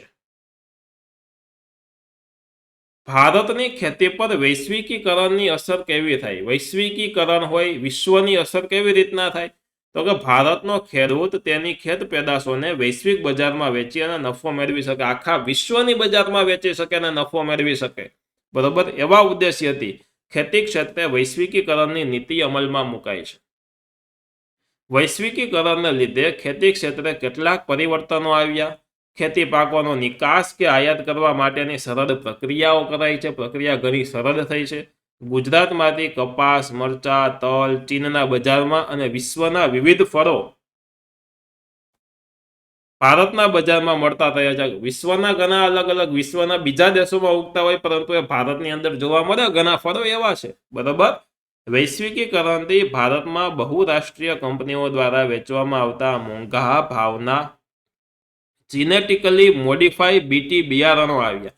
કે ભાઈ મોડિફાઈ થયેલા બિયારણો. પહેલા જોવો કે જામફળ નાના મીડિયમ સાઈઝના હતા, પરંતુ અત્યારે જામફળ મોટા મોટા બહુ મોટા આવે છે. તમે જોજો બરોબર. તો આ એના જીનેટિકલી મોડિફાય કરેલા હોય છે એવા બિયારણો. બરોબર. તરબૂચ છે તો પેલા લાલ જ તરબૂચ આવતા, હવે તો અમુક તરબૂચ એવા એક કાપો તો અંદરથી પીળા કલરનું નીકળે. બોલો કોઈ દી સાહેબ તમે એવા હમણાં 2-3 વર્ષમાં જોવા મળે છે. તો આ જીનેટિકલી મોડિફાય છે, પાછા મીઠા હોય છે લાલ કરતા. એના લીધે ખેતી ચર્ચાળ બની છે, ખર્ચાળ બની છે, ખૂબ ખર્ચો થાય એમાં. જોકે કપાસ અને મકાઈમાં તેનાથી ઉત્પાદનમાં વધારો થાય છે. કપાસ અને મકાઈમાં ઉત્પાદનમાં વધારો થાય, ખર્ચો થાય પણ ઉત્પાદન પણ વધે. આયાત સરળ થતા ઘર આંગણે આપણા કૃષિ ઉત્પાદનો સ્પર્ધાનો સામનો કરવો પડે છે. કેટલાક ઉત્પાદનોને વૈશ્વિક બજાર પ્રાપ્ત થતા તેમના પેટન્ટ રજિસ્ટરની જરૂર પડે છે, કે ભાઈ પેટન્ટ છે તેને રજિસ્ટ્રેશન કરવાની ખૂબ જરૂર પડે છે. અને વિશ્વના બજારમાં આપણી ગુણવત્તા સભર કૃષિ પેદાશની પેટન્ટ દેશના નામે નોંધાવી જરૂરી છે. કે ભાઈ અમુક આપણા પેટન્ટ હોય તો તે બીજા કોઈ એવું બિયારણ કરી ન શકે, એટલે કે એવી પેટન્ટ કરવી જોઈએ, જેને ટ્રેડમાર્ક પણ કહેવાય, કે ટ્રેડમાર્ક લેવો જોઈએ. બરોબર. જેમ કે વામજા એજ્યુકેશનનો લોગો છે તો તે ટ્રેડમાર્ક લીધેલો છે, બીજા કોઈ આ લોગોનો ઉપયોગ કરી શકે નહીં. બસ એવી રીતના ભારતે કૃષિ ક્ષેત્રે વૈશ્વિક બજારોમાં થતી સ્પર્ધાનો સામનો કરવા નવી ટેકનોલોજી અપનાવી અને ગુણવત્તા પર ધ્યાન કેન્દ્રિત કરવું જોશે. કે ભાઈ ટેકનોલોજી વધે, સાથે સાથે ગુણવત્તા વધે. પહેલા રાસાયણિક ખાતરોનો ઉપયોગ પાક ઉત્પાદન માટે કરવામાં વધારે આવતો, પરંતુ હવે એનું આપણે કંઈક એવી ઓપ્શન ગોતવું જોશે કે જે લોકોને નુકસાન ન થાય. બરોબર. એ છાંટવામાં આવે અને એમાંથી પાકે સારો ઉગે, સાથે સાથે લોકોની હેલ્થમાં પણ કોઈ અસર થાય નહીં, નુકસાન ન થાય. કૃષિ ક્ષેત્રે જોડાયેલા લોકોની આર્થિક ઉન્નતિ અને સદ્ધરતા વધારવા આયોજનબદ્ધ પગલાં ભરવા પડશે. વધતી જતી વસ્તી અને ભવિષ્યમાં વધનાર કૃષિ પેદાશોની માંગ સાથે આર્થિક પ્રગતિની વિકાસકૂચ જાળવી રાખવા બીજી હરિયાળી ક્રાંતિ માટે નક્કર વ્યૂહરચના આપણે ગોઠવવી જોશે, કે ખેડૂત ભાઈઓ છે તેની આર્થિક ઉન્નતિ થાય, એટલે કે ખૂબ જાજા રૂપિયા કમાય, સાથે સાથે હરિયાળી ક્રાંતિમાં પાકનું ઉત્પાદન અત્યારે જેટલું થાય છે તેનાથી વધારે સારી ક્વોલિટી વાળું અને ડબલ ઉત્પાદન થાય તેવી એક સરસ મજાની બીજી હરિયાળી ક્રાંતિની આપણે વ્યૂહરચના એક સરસ મજાની ગોઠવવી જોશે. તો દોસ્તો, આ હતો આપણો સરસ મજાનો આ પાઠ. આશા રાખું છું કે આખો પાઠ મેં તમને વ્યવસ્થિત સમજાવી દીધો છે. હવે જો તમે આ પાઠના પ્રશ્નો જવાબ પાકા કરો, પાઠ એટલે ભારત કૃષિ, બરોબર, તો તમને સરળતાથી આના પ્રશ્નો જવાબ આવડી જશે. ચોક્કસથી અત્યારે જ તમારે વાંચી લેવા જોઈએ. જો તમને સામાજિક વિજ્ઞાન અઘરું લાગે છે તો ચોક્કસથી તમારે ધોરણ 10 સામાજિક વિજ્ઞાનનો કોર્સ પ્લે સ્ટોરમાંથી વામજા એજ્યુકેશન એપ્લિકેશન ડાઉનલોડ કરીને તેમાં જોડાઈ જવું જોઈએ કોર્સમાં. અને તમારે બધાએ ટેલિગ્રામ ચેનલ છે, વોટ્સઅપ ચેનલ છે, એકદમ ફ્રી ઓફ કોસ્ટ છે, તેની અંદર જોડાઈ જવાનું છે. બોર્ડની કોઈ અપડેટ આવતી હોય, બરોબર, શિક્ષણ વિભાગની કોઈ અપડેટ આવતી હોય, અથવા તો કોઈ વિડીયોઝ છે તેની લિંક, પીડીએફ ફાઇલો, આ બધી વસ્તુ આની અંદર પ્રોવાઈડ કરવામાં આવતી હોય છે. ક્વિઝ તેની અંદર રાખવામાં આવતી હોય છે. તો ચોક્કસથી તમે દોસ્તો જોઈન થઈ જાઓ, તમારા માટે ખૂબ હેલ્પફુલ છે, પાછું ફ્રી છે, કોઈ પૈસા નથી ચૂકવવાના. તો ચોક્કસથી તમે જોડાઈ જાઓ. ડન છે. વિડીયો ગમ્યો છે, મારી મહેનત ગમી છે તો ચોક્કસથી લાઇક, શેર, સબસ્ક્રાઇબ, કોમેન્ટ કરી દેજો. ડન. કોમેન્ટ ચોક્કસ કરજો, લાઇકે કરજો, તમારા ક્લાસરૂમના મિત્રો સાથે શેર કરજો કે શિવમ વામજા સર ખૂબ સારું ગણિતની સાથે સાથે સામાજિક વિજ્ઞાન પણ ભણાવે છે. તો ચાલો સૌ સાથે મળીને તેમને સપોર્ટ કરીએ. તો ચોક્કસથી દોસ્તો શેર કરજો. તમારો સપોર્ટ રહ્યો જ છે તે બદલ તમારા સૌનો ખૂબ ખૂબ આભાર. ધન્યવાદ. મળીએ છીએ નેક્સ્ટ વિડીયોમાં. ધન્યવાદ.